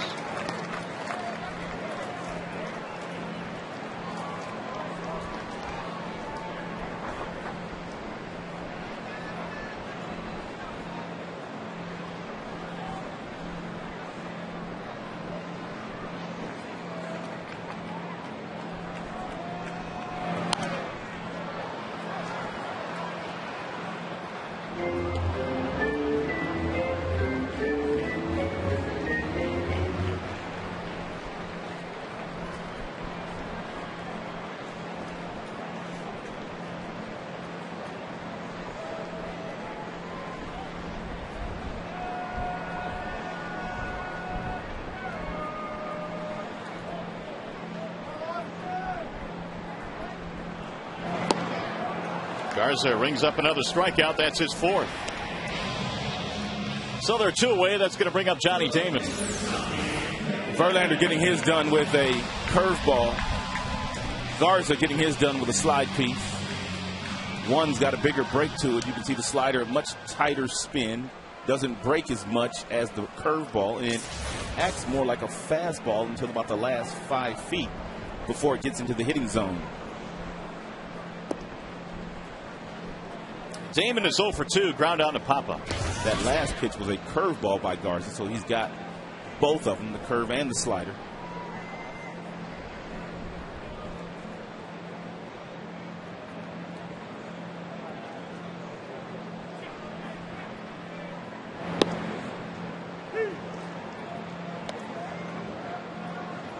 Tigers have 4 hits today, a double by Cabrera, a single by Inge. Those two came back in the second to give the Tigers their run. Bosch has a single, and so does Jackson. Totaling up to the 4 for Detroit. Bouncing ball to the right side. It'll get through to the second baseman. Zobrist covering it first, not in time. Garza couldn't get there, and once it got by Johnson, it made the play a little bit more difficult. That's a mistake by Garza. And Garza is upset with himself. When the ball is hit to the right side of the infield, your job as a pitcher is to break immediately for that bag. And look at Garza. He does not. He paused, and that gave Johnny Damon a couple of extra steps. And it was those 2 steps that allowed him to make it safely, along with the high throw from Zobrist, who lobbed it to him on the run from second base.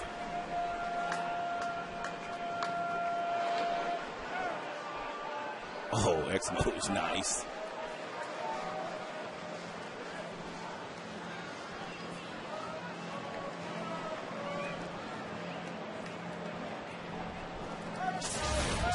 So here's Bosch with 2 outs.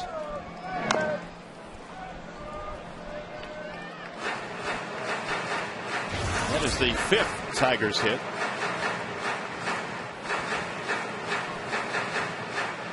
Two of them had been of the infield variety, one for Jackson, one for Damon.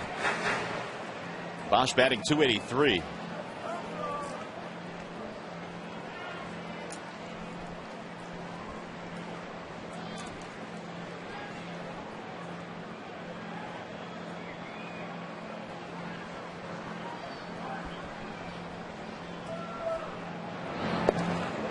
And 2.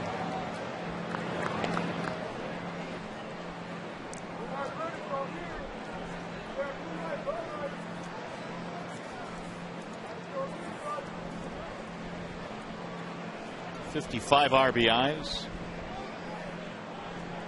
for Bosch in 91 games this year. Tigers had the first 3 rookies of the month. Jackson once in the month of April, and then Bosch a couple of times.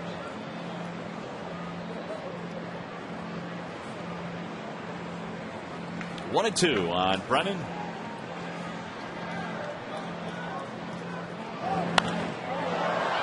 Way foul.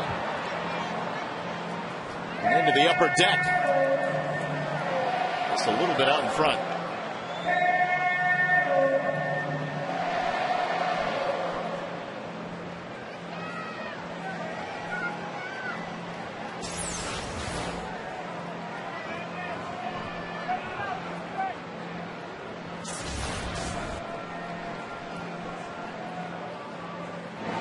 Out. Did it hit him? Yep. Yes, it did. Bosch heading to first base, hopping to first base is more accurate. So that makes this inning a whole lot more interesting now. Here comes Jim Hickey again. Cabrera due up with 2 men on. Slider. Where'd he get him? Oh, right on the knee. Right on the left kneecap.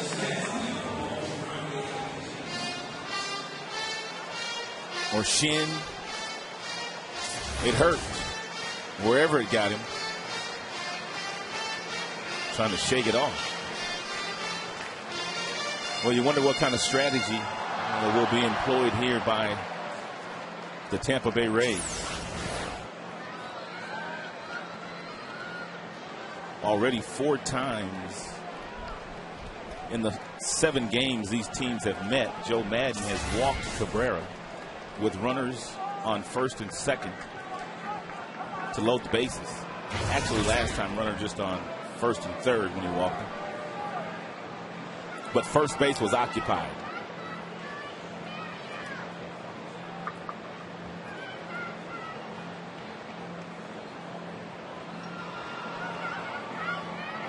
What's going on at home plate here? Now Cabrera digs in. So Garza in a 2-out jam here after striking out the first 2 batters of the inning. Infield hit, then a hit batter. Ball 1 to Cabrera. And judging by that first pitch, it looks like Garza might be pitching around Cabrera again, but we'll get a real good understanding after the second pitch.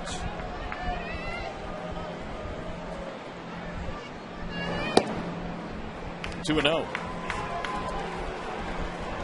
This, after a while, I would think would become really frustrating for Cabrera. Well, he has set the bar real high. And right about now, if you're Johnny Peralta, you kind of get the idea that they're pitching around him, so you just need to relax and have a good at-bat, because Cabby's not getting anything to hit. Boy, I have not seen a manager walk a guy this often with a base occupied.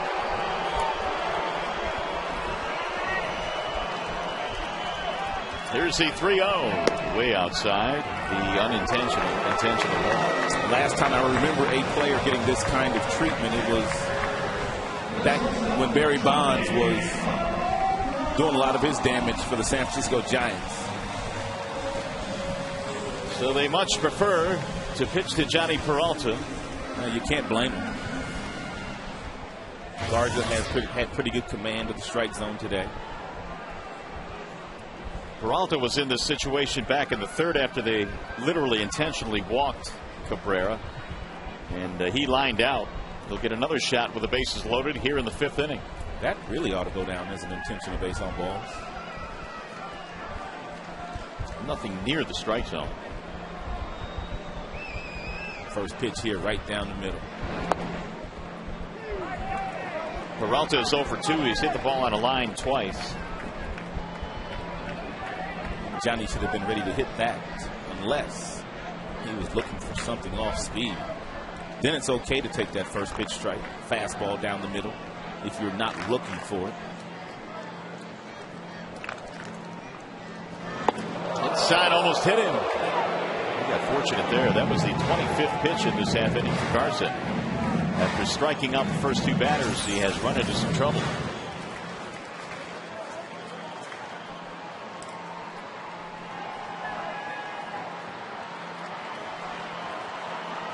That last pitch is a lot of times to open up that outside corner. Popped up foul back out of play. But they went right back inside with another good fastball. Johnny's 2 plate appearances today. He's gotten fastballs inside, and he's gotten jammed on both occasions. One to Longoria, one to the shortstop Bartlett.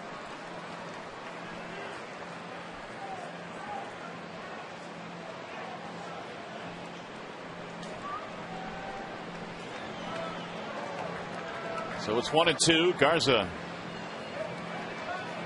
trying to work through a jam here in the 5th. Shopik able to save a run by smothering it. And it's 2-2.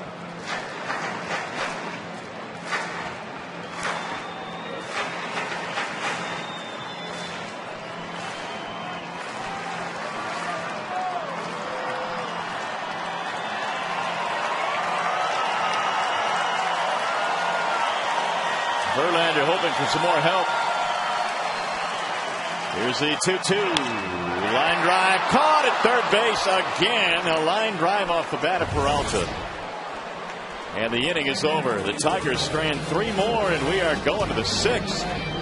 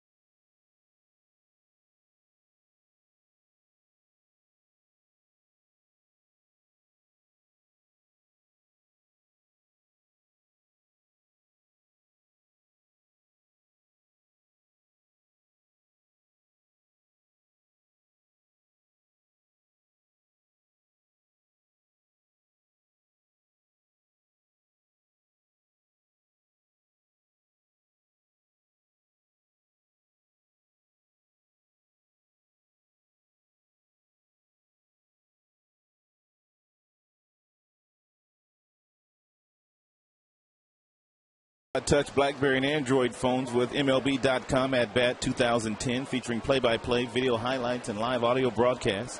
Visit Tigers.com today for more details. Light rain falling now at the ballpark. The Tigers lead 1-0. An opportunity to break it open a little bit, but they failed to get any more runs for Verlander, who goes back to work in the 6th. Evan Longoria leading it off, and he drives one of the gap in right center field. This is going to be trouble, and that ball goes all the way to the wall. Longoria might try for 3 here, and he will. Here he comes to third base. He is in there standing up with a 3-base hit. First hit of the game for Longoria, tying run now just 90 feet away. 4 triples this year for Longoria.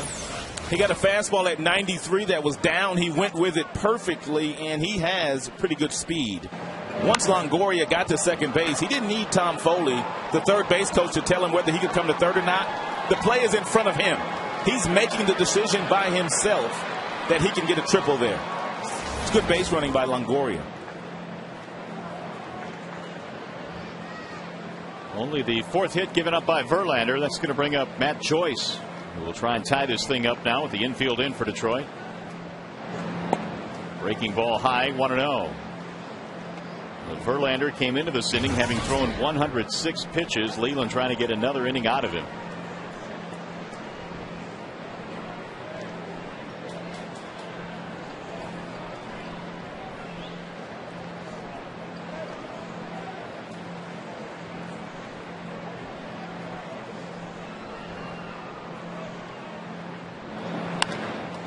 There's a ground ball base hit, and like that we are tied up. Right now we go back to the studio. Time for a game break. Here's Trevor Thompson.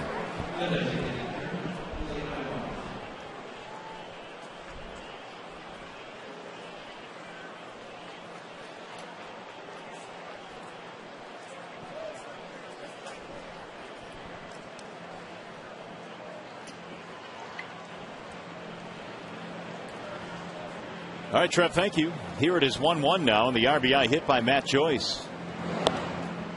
And Joyce now has 9 RBIs in 7 games against Detroit this year.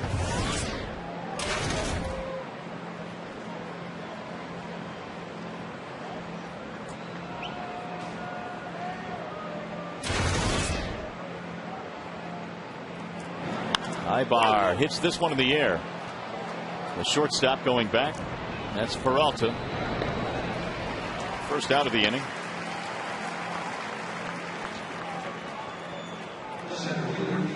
Bring up B.J. Upton. Verlander gave up a leadoff double in the 5th, but pitched around it by striking out Johnson, Zobrist, and Crawford. And had Shopik not doubled, it would have been 7 straight strikeouts for Verlander, which would have tied a Tigers record. But here in the 6th, the Longoria triple allows the Rays to tie it up.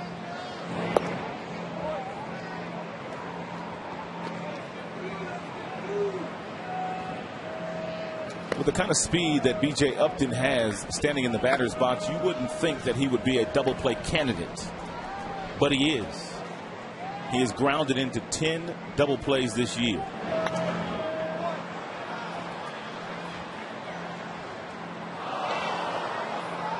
And if you're Verlander, the strikeout might look good, but with your pitch count already at 114, you'll take that ground ball right here. Upton a walk and a strikeout. The 1-1 pitch is a little bit outside. 2 balls, 1 strike on B.J. Upton. And Verlander thought that was a strike. Gave Mike Everett a nice long look. And Everett giving him a nice long look too.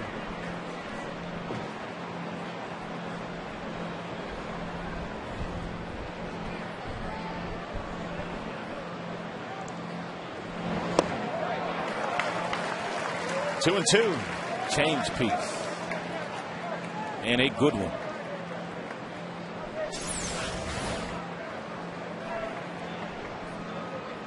Leland was saying before the game today, and he saw Hellickson throwing changeups to right-handed batters with regularity last night. He said, I don't know why So many pitchers think they can't throw changeups if they're right-handed to right-handed batters. Got to have a good one. And if yours is good enough, as is Verlander's and Hellickson's was last night, then throw it. Got to have a good one. Just can't be anybody's changeup. It's usually not a good pitch to the right-hander. That's why they don't do it. 3-2 pitch. Line drive to left. That's why. So Upton has his first hit of the day, and now the Rays with 6 hits total. A steady but light rain falling here at the ballpark.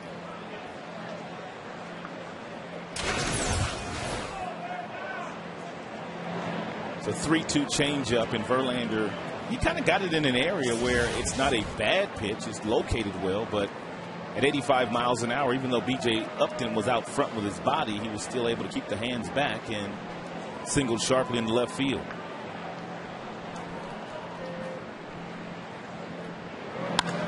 Line drive to right, and Bosch on a diving play makes the catch, and they're going to get the double play. Another assist for Tigers outfielders. They lead the American League. Another diving catch out there by Brennan Bosch. He gets to his feet and gets 2.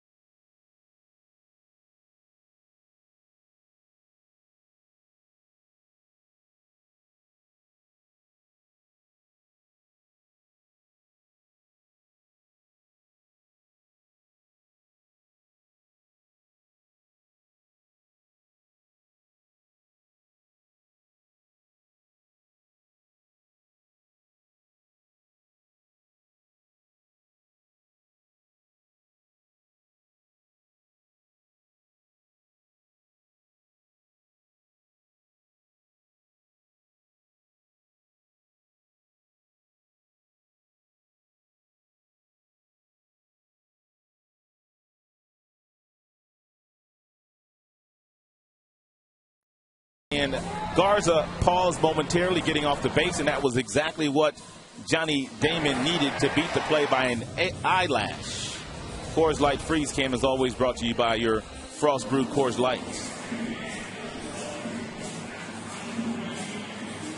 Well, it's tied at 1 as the Rays make good on a leadoff triple by Longoria in the top of the 6th inning. The Tigers now will try and get Verlander some more offense here. Guillen, Inge, Rayburn in the bottom of the 6th.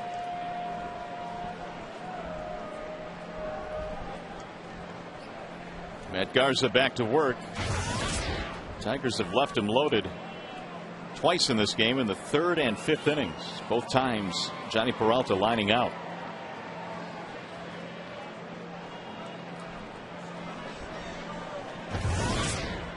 Here's Guillen. He's 0 for 2.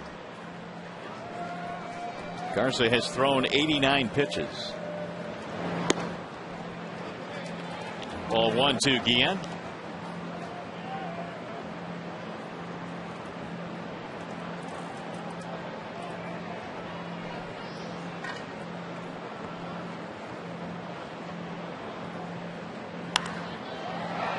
In the air toward left. Crawford backing up. 1 away.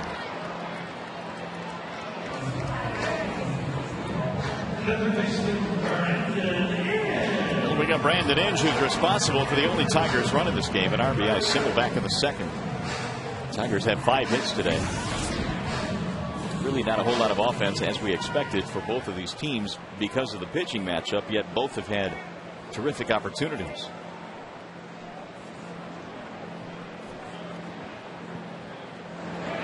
Swing and a miss.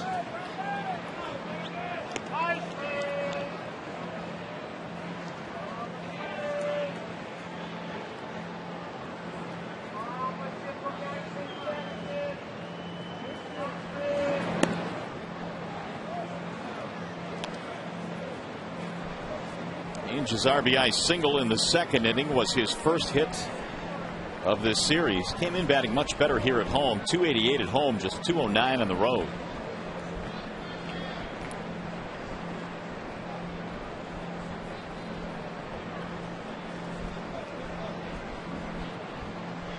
Here's the 1-1. Field has to be getting a little bit slick. The rain has been falling now for about an inning, although it's not a very strong rain. In fact, there are very few umbrellas. Must be a nice cool rain to cool some of these folks off. Hot, humid day. It was 85 at game time with a lot of humidity. 2-2 on Brandon. There's an umbrella. Not too many of them, though.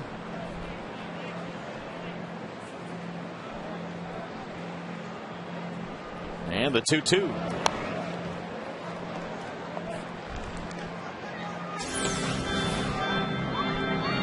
Let's take one more look at that play that ended the last half inning. It was a fearless play by Brennan Bosch in the outfield, who comes up and fires to second base to nab Joyce, who didn't quite know where Bosch was playing because he took off at the crack of the bat. And that's why, as a base runner, you have to make sure that you know where the outfielder is playing when you're in scoring position. Jim has talked about Bosch and his outfield play, about him getting better out there. He's a work in progress. But Jim feels like he's making really nice strides in the outfield. But one thing he's not afraid to do, and it's dive in that fashion that he dove right there. Guys that are his size typically aren't willing to do as much diving. There's a base hit in the center. Bosch is not afraid to throw his body around. I mean it in a good way, but he's kind of a wild stallion out there. Some speed, some arm strength, fearless with his dives. The other day, as a matter of fact, he dove for a ball that was a single, and that ball got past him, and it was a triple. And I'm sure he learned from that, but just for him to come out and make that play in this situation goes to show that he's still not afraid to make a really good play. So the Rays in contact with their bullpen now. Here's Ryan Rayburn. Tigers have their 6th hit.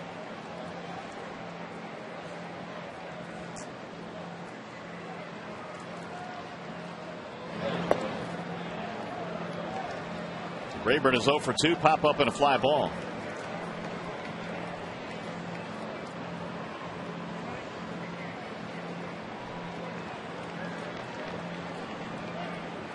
And now Garza is about to throw his 100th pitch.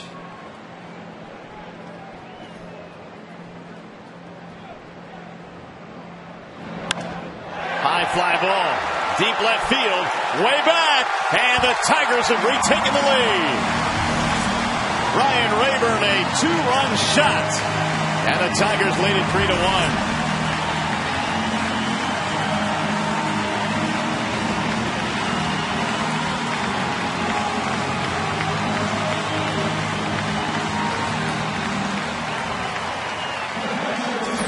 The 100th pitch thrown here this afternoon by Garza, fastball right down the middle, and Rayburn hit it where the grass doesn't grow. What a perfect swing. Look at the concentration here. Head straight down. He catches it out in front and just kind of flips it out of here. 7th hit of the day for the Tigers is a big one, and Detroit is retaking the lead now 3-1. Home run number 4 for Rayburn. 30 RBIs as well.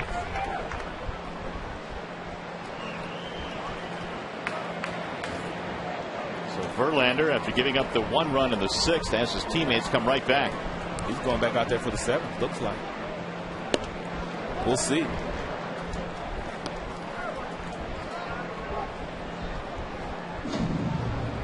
Hickey coming out now. They're going to have Shopik, Johnson, and Zobrist 9, 1, and 2 when we get to the 7th.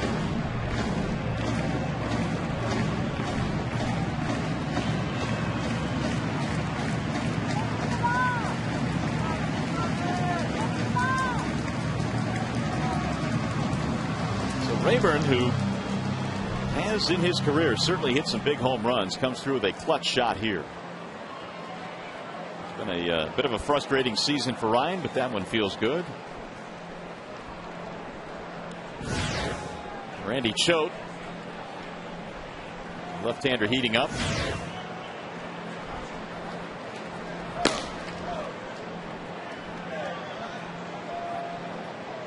Here's a 2-0. 3-0 on Gerald Laird.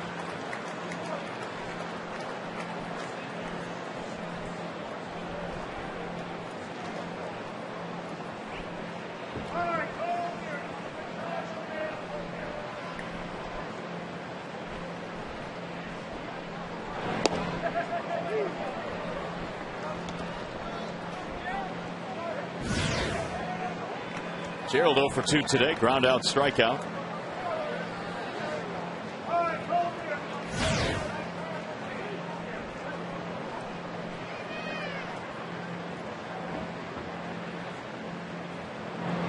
Way inside, ball 4. It'll get away from Shopik. Laird will hold up at first base. So 3 straight Tigers reach. It's the 3rd walk for Garza.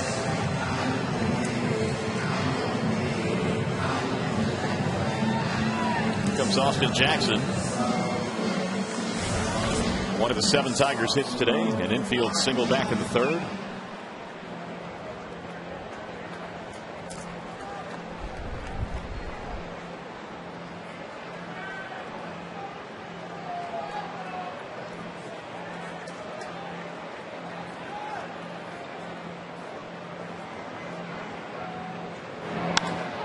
Driven to right field and hit well.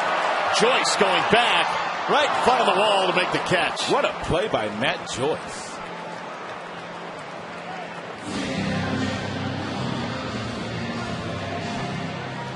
That ball was absolutely scorched off the bat of Austin Jackson, who drives the ball to right field with authority. But Joyce in right field, he was off the crack of the bat and able to run that ball down the base of the wall.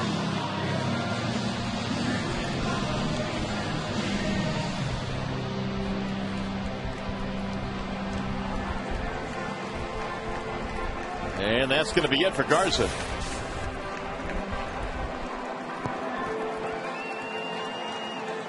So Garza departs the scene. It's the Wallside Windows pitching change. And as they go to the pen, we step aside. 3-1 Detroit.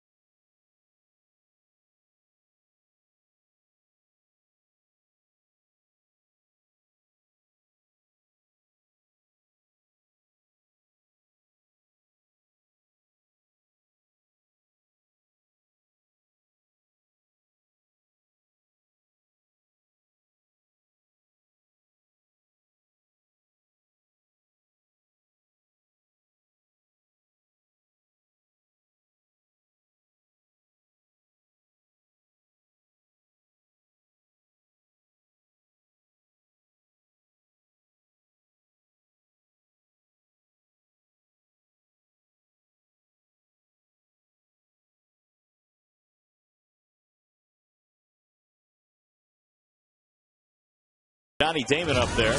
with a runner at first and 2 outs, and the new pitcher is Randy Choate.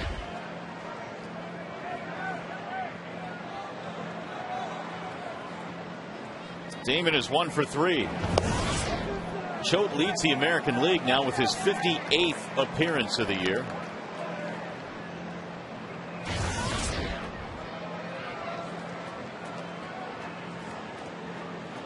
And he has held left-handed batters to just a .190 average, and that's why he's in here against Damon. Johnny takes way outside, 2-0. Tigers have taken the lead on the 2-run homer by Ryan Rayburn.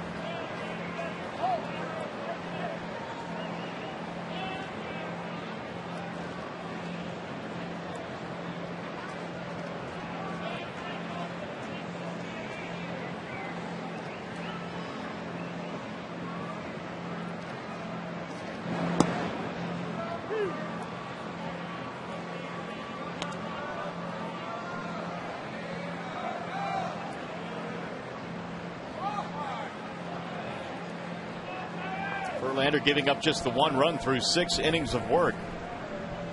Justin throwing 119 pitches to get through 6. And the 2-1. Breaking ball is hit in the air. Shallow center field. And Upton wants it. That'll end the inning. But a good inning it was for the Tigers, thanks to Ryan Rayburn, a 2-run shot, breaking the tie.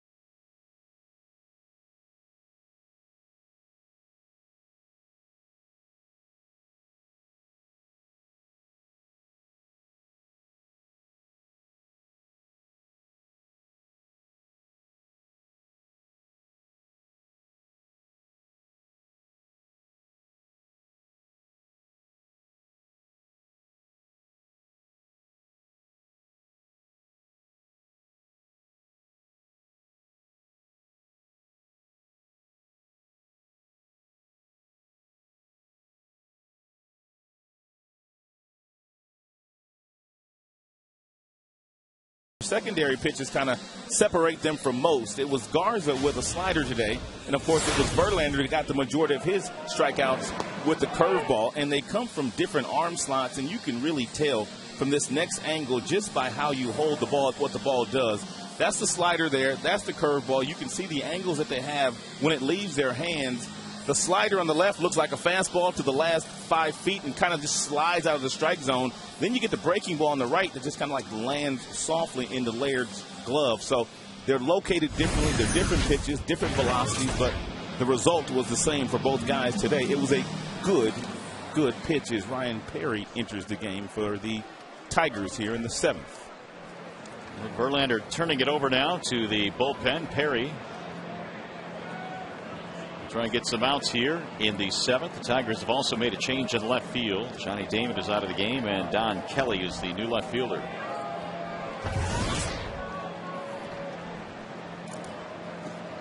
Kelly Shopik will lead it off. 3 runs, 7 hits for Detroit. A run on 6 hits for the Tampa Bay Rays.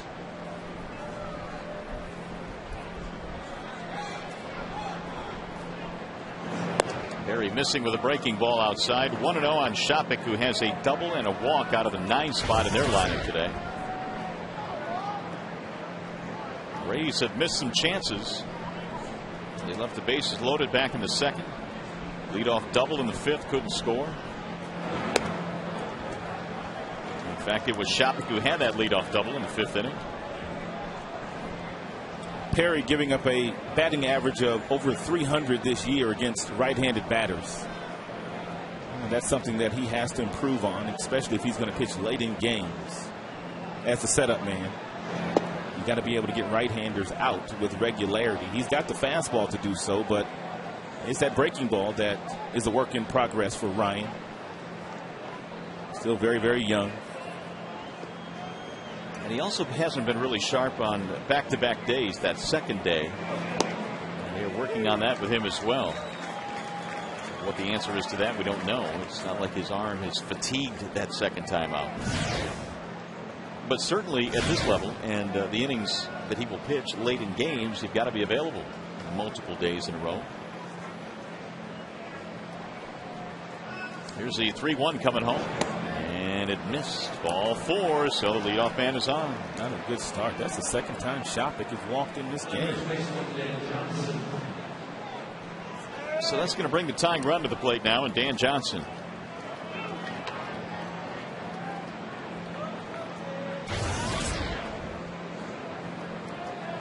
Johnson had a walk in his first at bat, 0 for 2 otherwise. Verlander today 119 pitches in his start.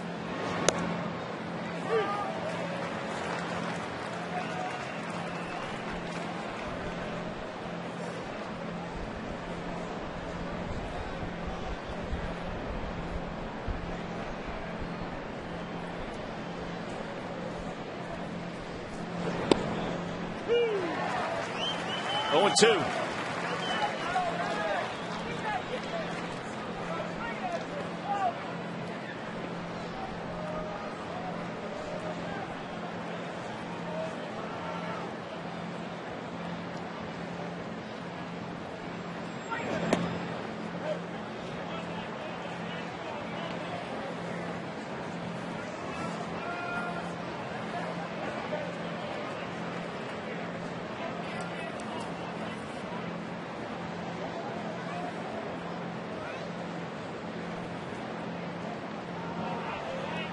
Now the 1-2 pitch, and he just missed outside. 2 balls, 2 strikes.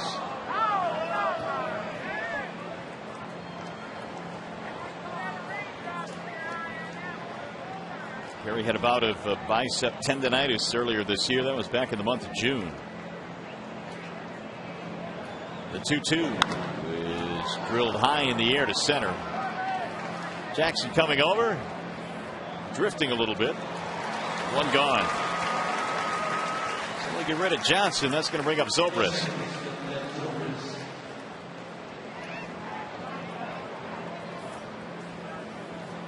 Tigers are hitting the road once this game is done. They will travel tomorrow to Chicago, starting a series there. Meanwhile, the Rays have Baltimore coming up. And the suddenly red-hot Baltimore Orioles under Buck Showalter.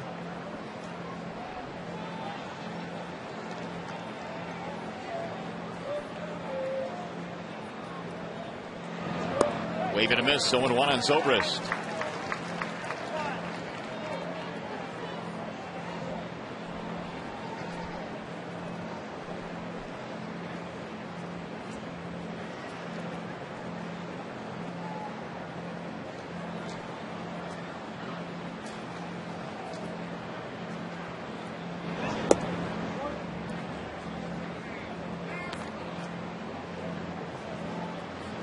Chad Qualls is throwing in the bullpen for Tampa Bay.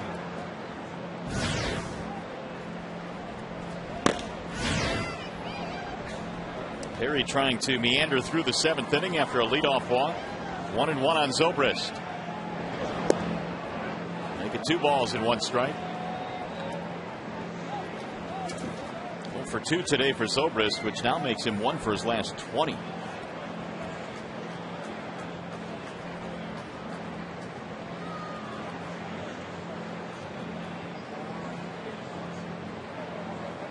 The 2-1 pitch. Bouncing ball hit to the right side. Rayburn to second one. Relay. In time. A double play. gives up a leadoff walk, but no damage done. It goes 4-6-3.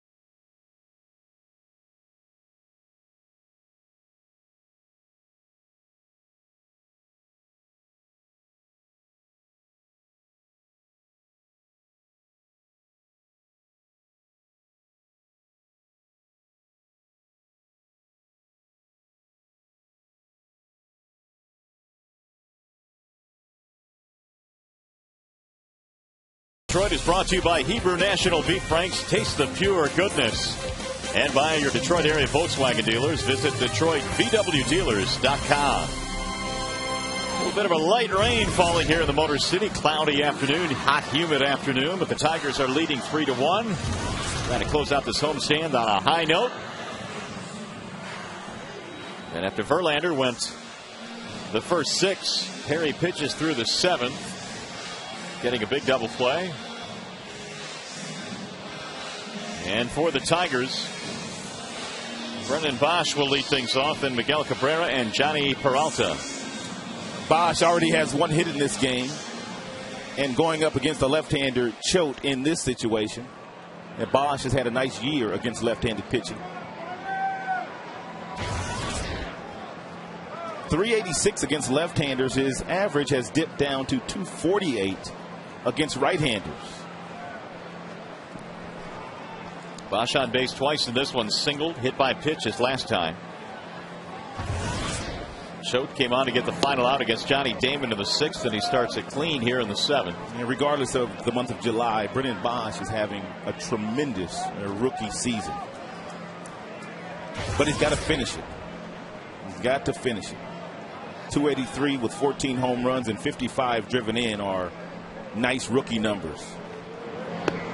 But when you set the bar as high as he did in the month of May and June, and you go through a little bit of a slump, and people start to question your talents. So finish strong.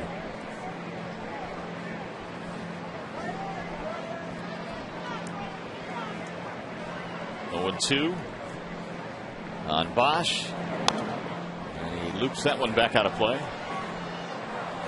Among the 28,815 in attendance, been down a little bit because of the rain. They have been seeking cover here. It's not been a hard rain, so they've been able to play through it. A few umbrellas here and there.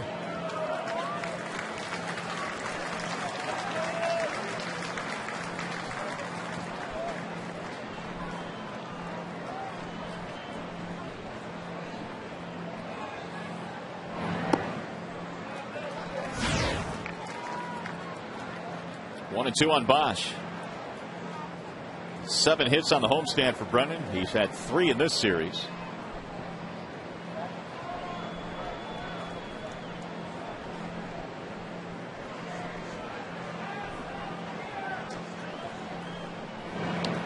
And they hit him again. Bosch is hit for the 2nd time in as many at bats.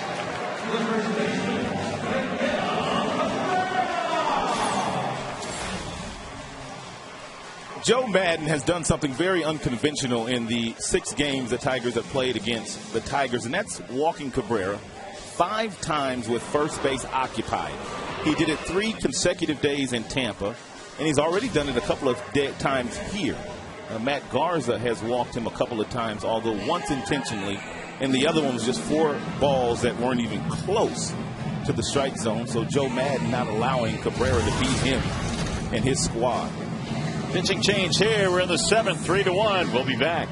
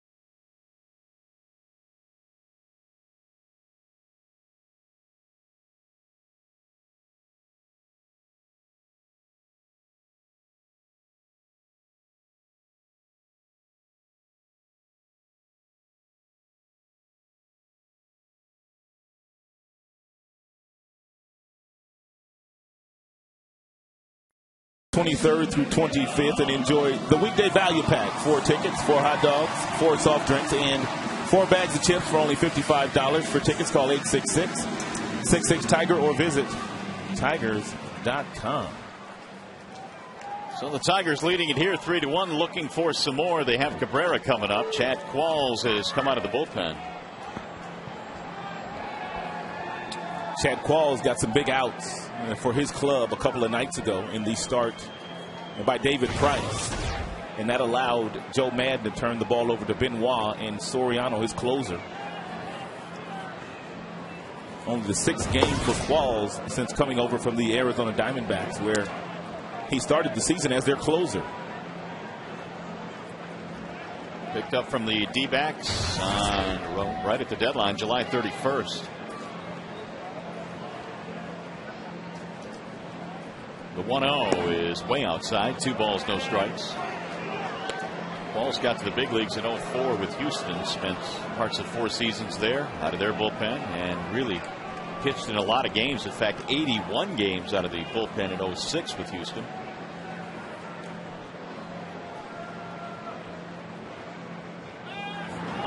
Ground ball to third.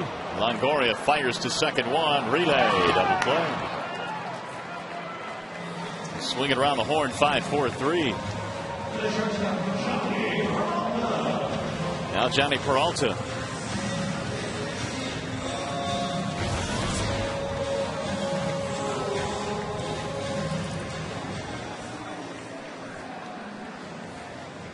Oh for 3 for Peralta.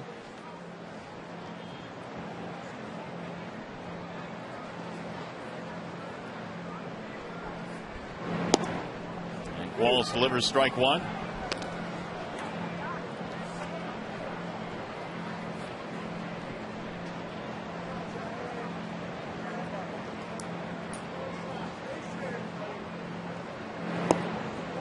Make it 0-2. Qualls attended University of Nevada, Reno back in the late 90s.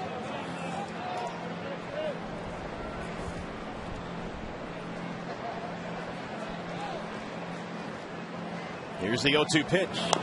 Off the end of the bat, Peralta stays alive.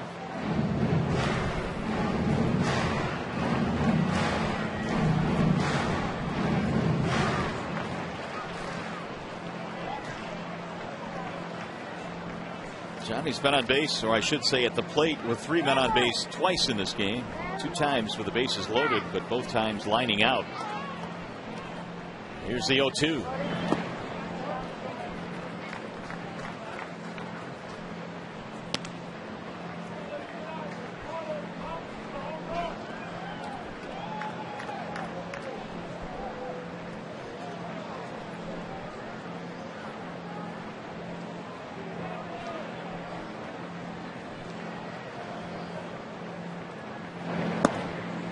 Two balls, 2 strikes on Peralta. If he were to reach, Guillen would be next.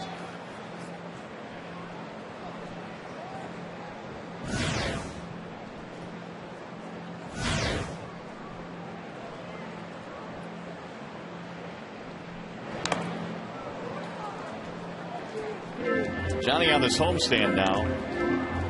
4 hits and 37 at bats. He started his Tigers career literally with a bang. The 2-homer game in Boston at Fenway Park.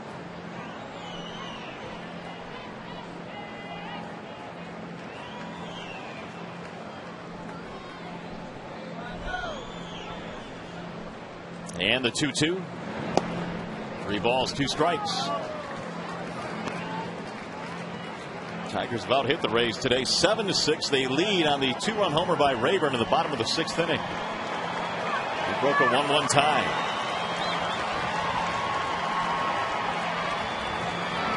He walked it, ball 4. Peralta, nice job working a walk. That'll give Guillen a chance.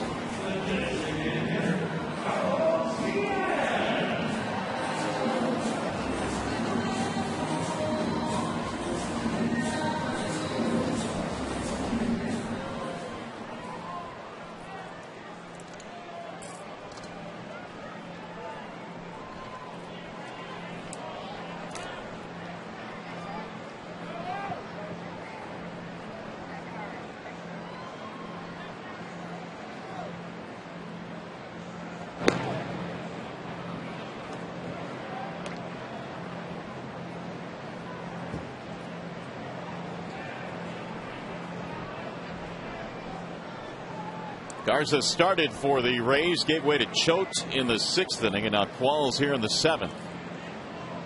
And a ground ball hit to the right side should get him out of the inning, and it will, as Zobrist throws on Guillen. Side retired. 7 in the books as we go to the 8th. Still 3-1.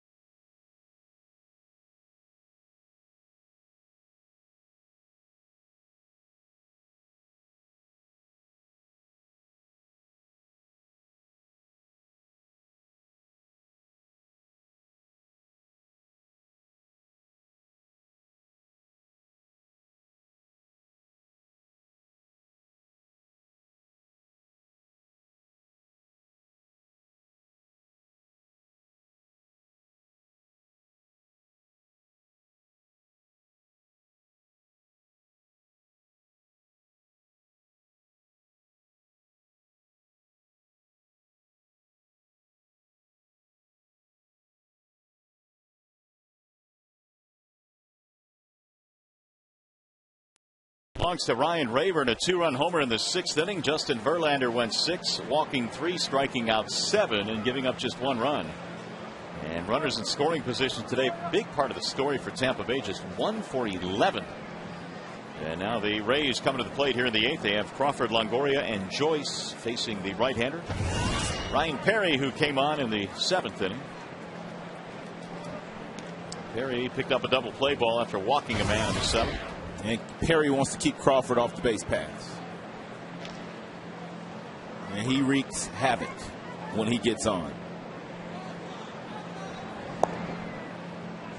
2 balls, no strikes. Although that track might be a little soft out there with light rain falling for the last 3 innings.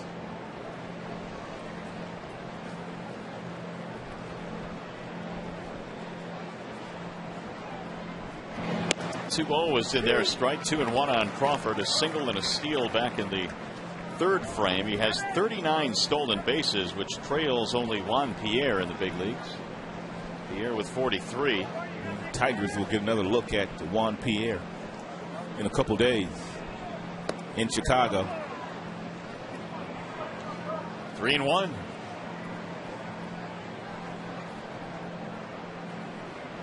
Crawford made his big league debut at the age of just 20 years old back in 2002. Swing and a miss. 3-2. Carl signed one of those friendly contracts, so to speak, where he got paid good money, but he got some longevity as a young kid. But he is now a free agent after this year, and there will be no more hometown discounts. Driven, hit hard to center field, but Jackson runs it down. 1 gone. Well, if Jose Valverde is credited with a save in this game, text ZOOM to 37338 to enter to win a party in a Comerica Park suite. It is brought to you by Mazda. Crawford hit that thing right on his nose. Here's Longoria.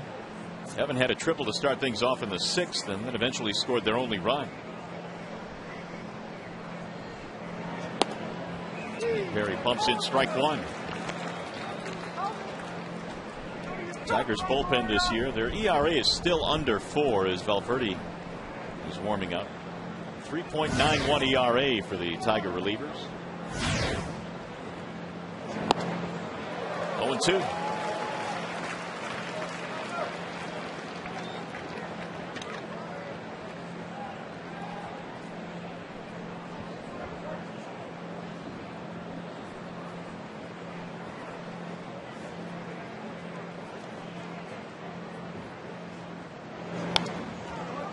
Rip by Longoria. 0-2 the count remains.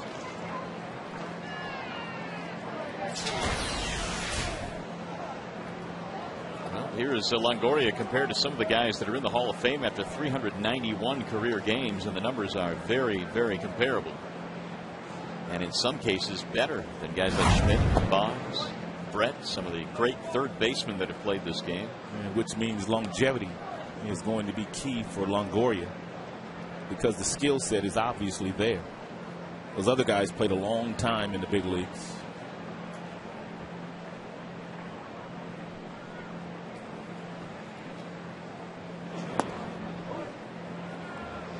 Two on Longoria.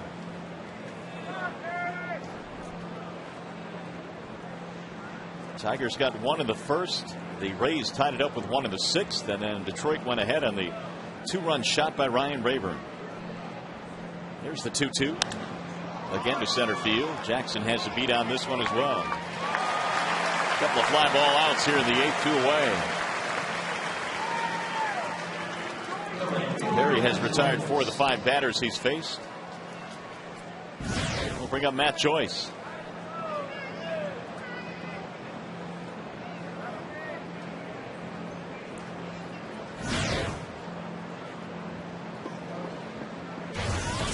Joyce 2 more hits today. And another RBI. He's driven in 23.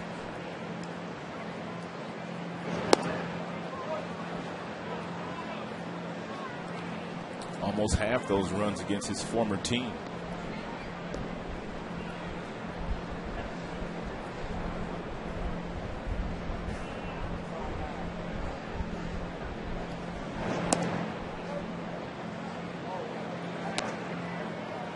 Big grand slam came against Scherzer as Max was dueling Garza back in St. Pete.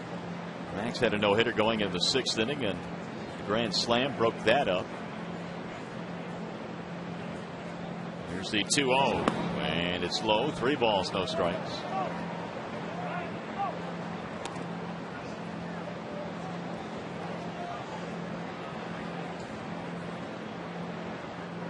Joyce, since returning to Tampa, being traded to Tampa, his hometown, has had a little trouble with some injuries. Here's the 3-0 pitch, and he throws a strike on the outer edge. Joyce didn't like it. 3-1.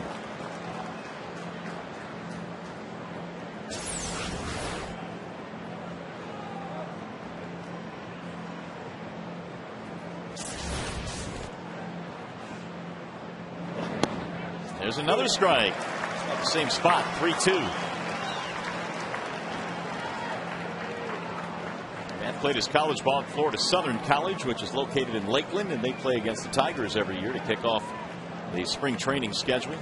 Isn't that where Al Kaline's grandson's going to school at? Colin Kaline, member of the Moccasins. Joyce stays alive.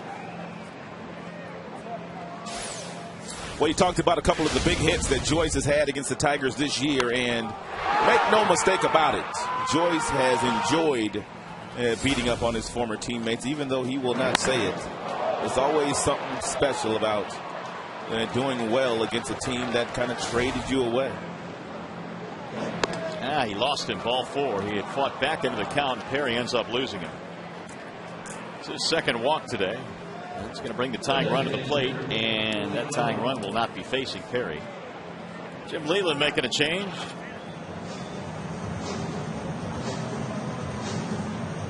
So the skipper, who prefers to bring in his closer to start the 9th inning, will bring him in here in the 8th. Perry departs. Another pitching change. We step aside in a 3-1 game.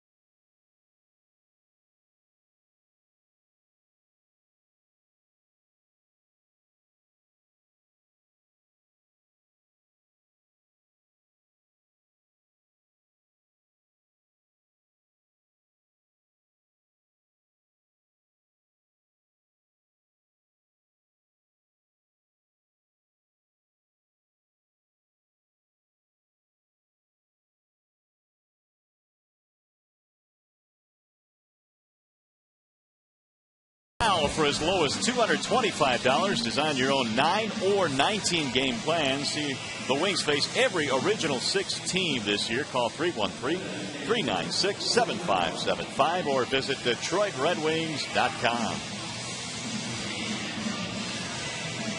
Well, the Tigers have gone to their closer here in the 8th inning. They lead by 2 runs. They have Jose Valverde coming in.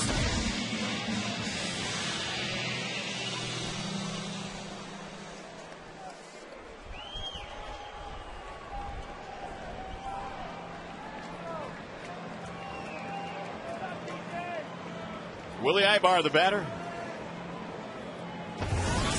Ibar is 0 for 3.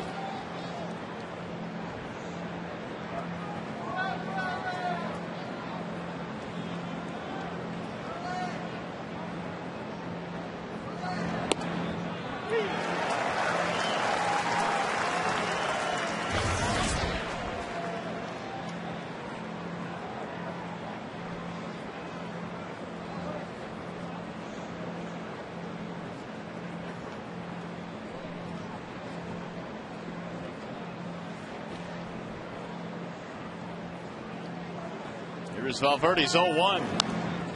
He's quickly ahead of the count now. No balls and 2 strikes. Last time Valverde entered the game in the 8th inning, it didn't go very well for him. It was in Boston, and the Tigers went on to win that game, but Valverde went on to throw 60 pitches in that outing, and he was lost for the remainder of that series. His last outing, just 1 inning, 15 pitches against the Angels. He's been dominant all year long.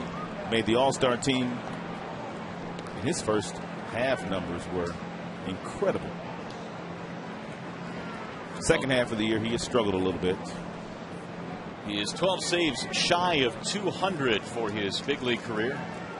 Tigers signed him in January as a free agent to close out games. It was a great sign by Dave Dombrowski. Bouncing ball right at the first baseman, right at the bag, and Ibar is out. Inning over. Bottom of the 8th coming up. Inge, Rayburn, Laird on the way.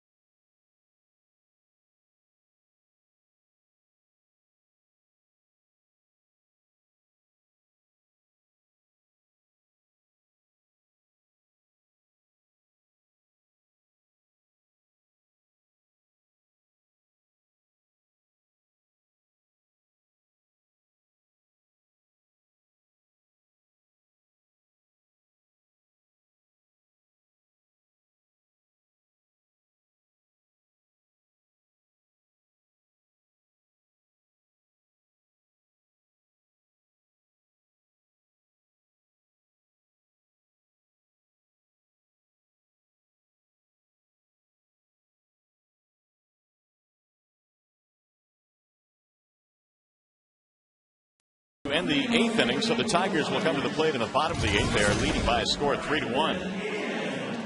And in desperate need of a victory. And they will have a chance to maybe get a few more runs here. Brandon Inge will lead it off, then Rayburn. And then Laird. 3 runs, 7 hits for Detroit. A run on 6 hits for the Tampa Bay Rays. Dan Wheeler is the new pitcher. Dan Wheeler has 40 strikeouts in 36 2/3 innings pitched this year. 11 base on balls, the league hitting 192 against him. You need guys like Wheeler in the front of your bullpen if you're going to have guys like Benoit and Soriano get all the praise at the back end. Inge had a single with 1 out in the 6th inning. That was followed by the Rayburn home run, and that right now is the difference and the story in this one.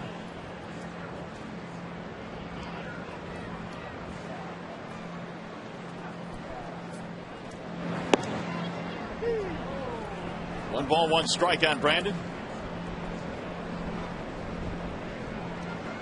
Inge, in fact, has a hit, 2 hits rather. He has scored a run and knocked 1 in.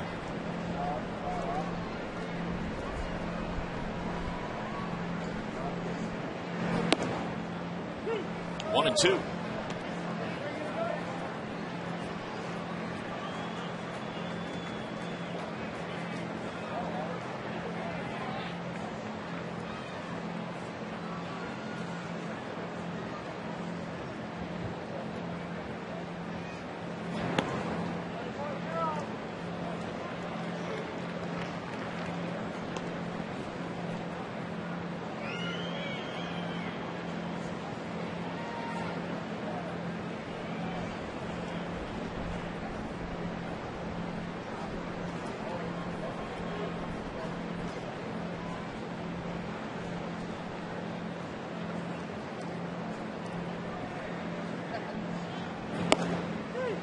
Strike called, and Inge is out of there. Wheeler gets a strikeout. One away. He is averaging better than a strikeout per inning, is Dan Wheeler. What was that? Just spinning, floating, hanging breaking ball. It was hanging so much, Inge couldn't pull the trigger. Rayburn's 2-run shot in the 6th was his 4th of the year. And the big hit in this game. And it came off the starter, Matt Garza, who had limited the Tigers to just 1 run so far, or to that point, I should say. Then Choate came on, then Qualls, and now Wheeler here in the 8th. Here's the 1-0. 93-mile-per-hour fastball by Garza back in the 6th. And Rayburn drilled it.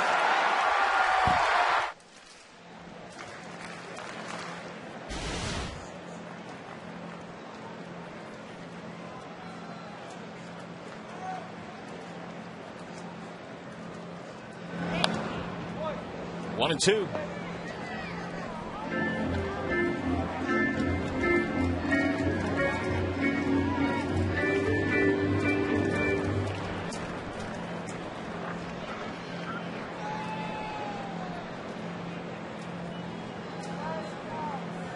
Well, Verdi will be coming on in the top of the 9th inning to try and close it out. See if it stays a 2-run game. Back up the middle into center field. Base hit. Rayburn has his 2nd hit of the game.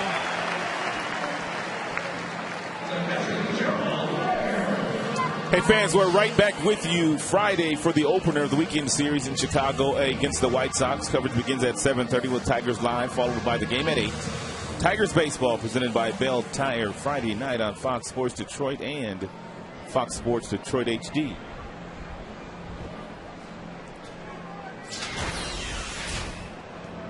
And here are your probable matchups. We'll see Burley in game 1, former Tiger Edwin Jackson, and then Freddie Garcia.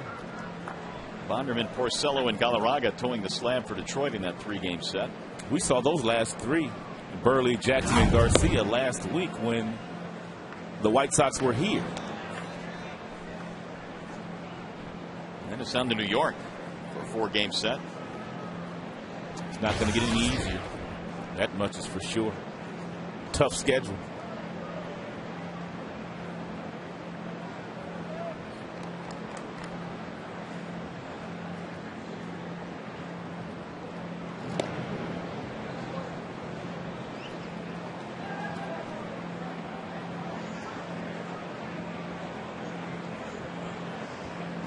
Gerald Laird, a walk in this game, 0 for 2 otherwise. Wheeler was originally drafted by the Tampa Bay organization. The runner goes, and it's hit on the ground to short. Bartlett will get the out at second. Reed at first as a double play. They were still able to turn it. That's a nice heads-up play by Bartlett. 6-4-3 ending the inning. We go to the 9th, 3-1 Detroit.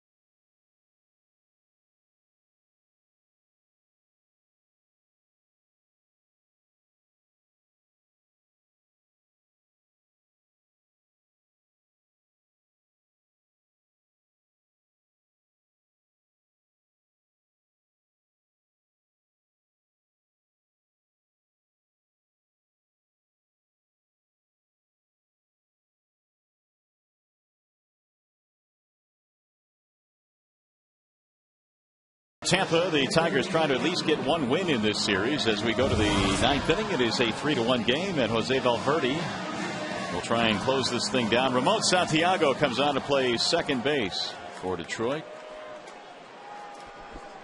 He'll replace Ryan Rayburn there, who had the key hit today, the 2-run homer.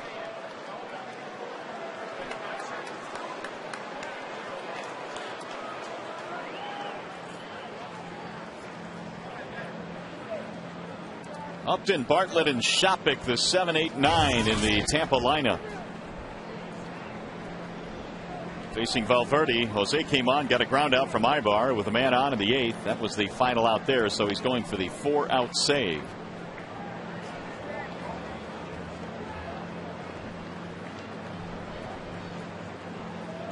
Here is B.J. Upton. He has a single and a walk in this game.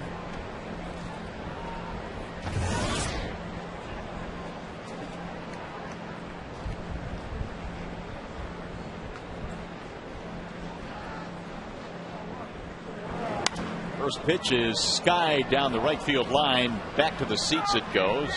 0-1 on Upton.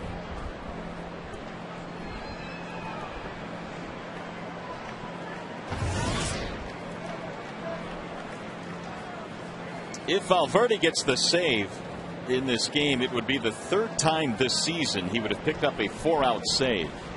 The 19th time in his career.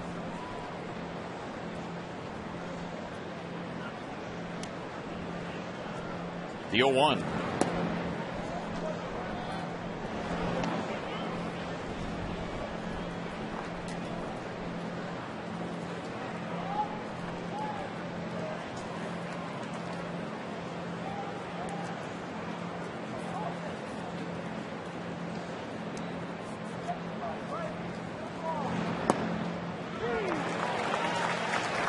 Upton not so sure of that last call by home plate umpire Mike Everett. Valverde just threw the previous pitch in that same area, and it was called a ball by Mike Everett. Came back with the same pitch, and he called that one a strike.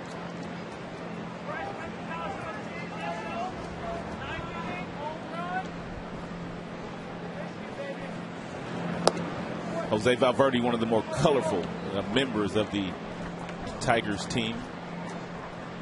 Always smiling. Has a lot of fun.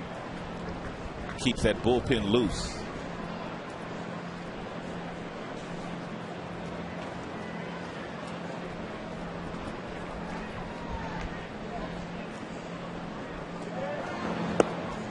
He has converted 21 straight save opportunities since April 9th, which ties him for the 5th longest streak in franchise history.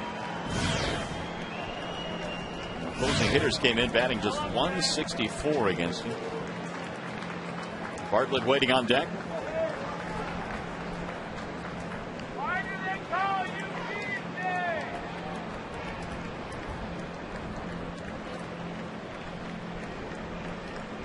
And the 3-2 pitch. He lost him, ball 4.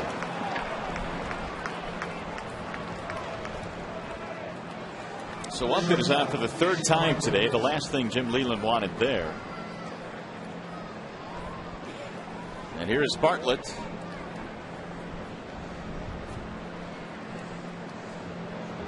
Well, you know Joe Madden's not going to sit around and allow Bartlett to hit into a double play. Upton has quite a few stolen bases this year and has the ability to steal a base here against Valverde, even though they're down by 2 and it's the 9th inning.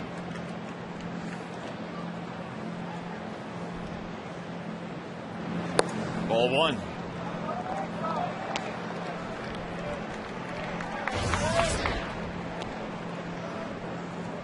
Bartlett is 0 for 3. Lined into a double play back in the 6th inning on a great sprawling catch out in right field by Brennan Bosch.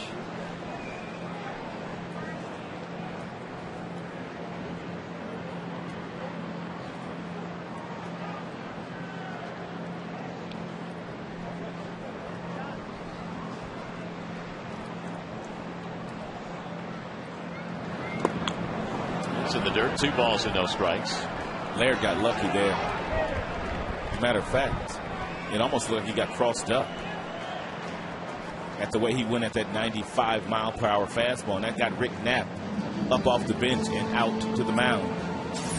This is 95 miles an hour. Almost impossible to block, but Laird somehow keeps his ball in front of him.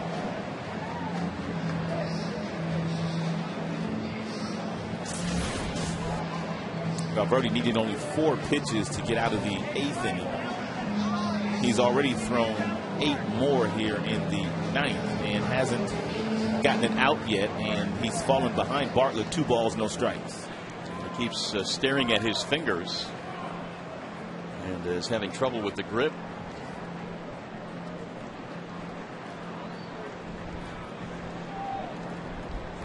Two balls, no strikes on Bartlett.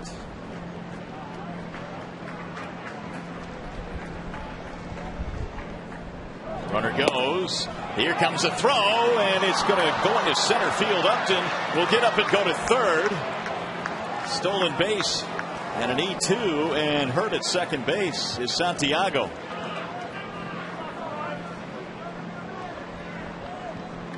So Upton gets all the way to third. And it's 2-1 on Bartlett. Well, you know, Joe Madden wasn't going to sit around and allow Bartlett to hit into a double play, not with the speed of Upton. And it looks like there was a collision between Upton and Santiago. The wind may have been knocked out of Santiago. Looks like he hit him right in the stomach. That ball gets into center field, and Upton, quick like a cat, gets up and able to get to third base. Tigers will play the infield back, conceding the run here. Upton really means nothing.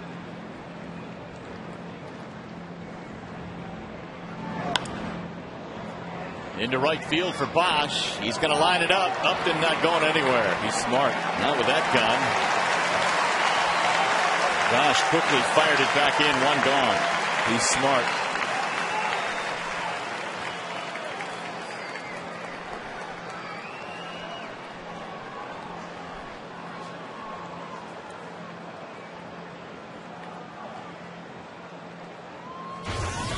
So we'll get John Jaso hitting now for Kelly Shafik.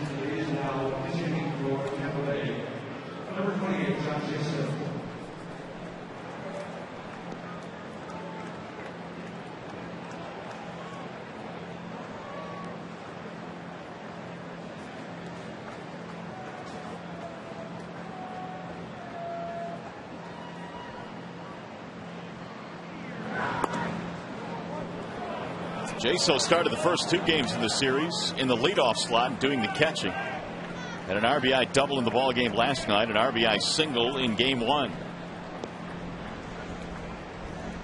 Meanwhile, there's more action. Thomas and Weinhardt in the Detroit bullpen.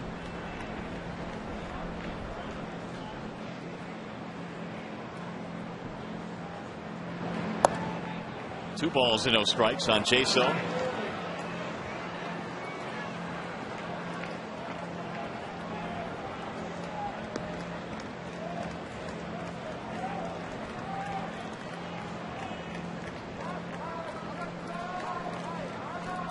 Upton led off the inning walking, stole second, moved to third on a bad throw. He's still standing there with 1 out.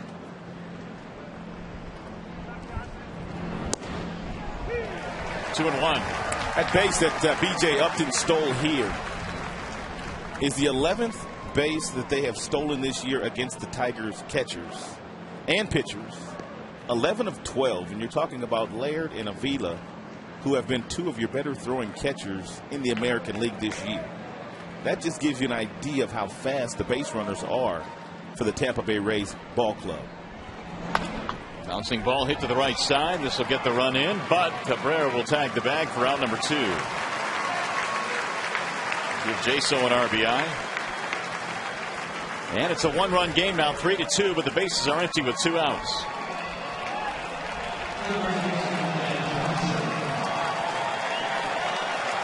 It's going to be up to Dan Johnson. He is 0 for 3 plus a walk today.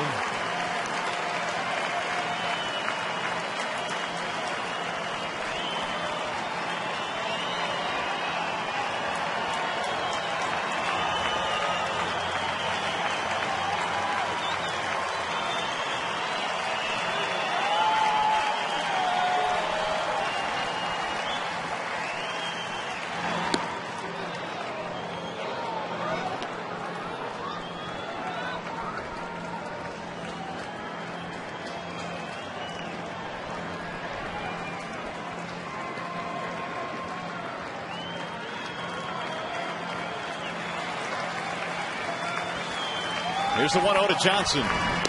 He's taking a strike call. Crowd to its feet now, looking for the final out. 28,000, almost 29,000 in attendance here today. 1-1 on Johnson.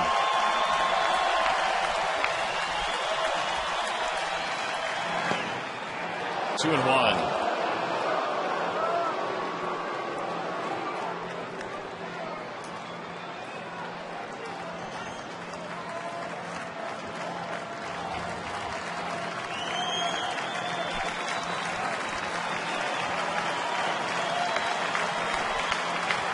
The 2-1 way outside. 3 balls and 1 strike. Doesn't want to walk Johnson, who is very proficient at drawing the walks because he is the tying run. Zobrist on deck.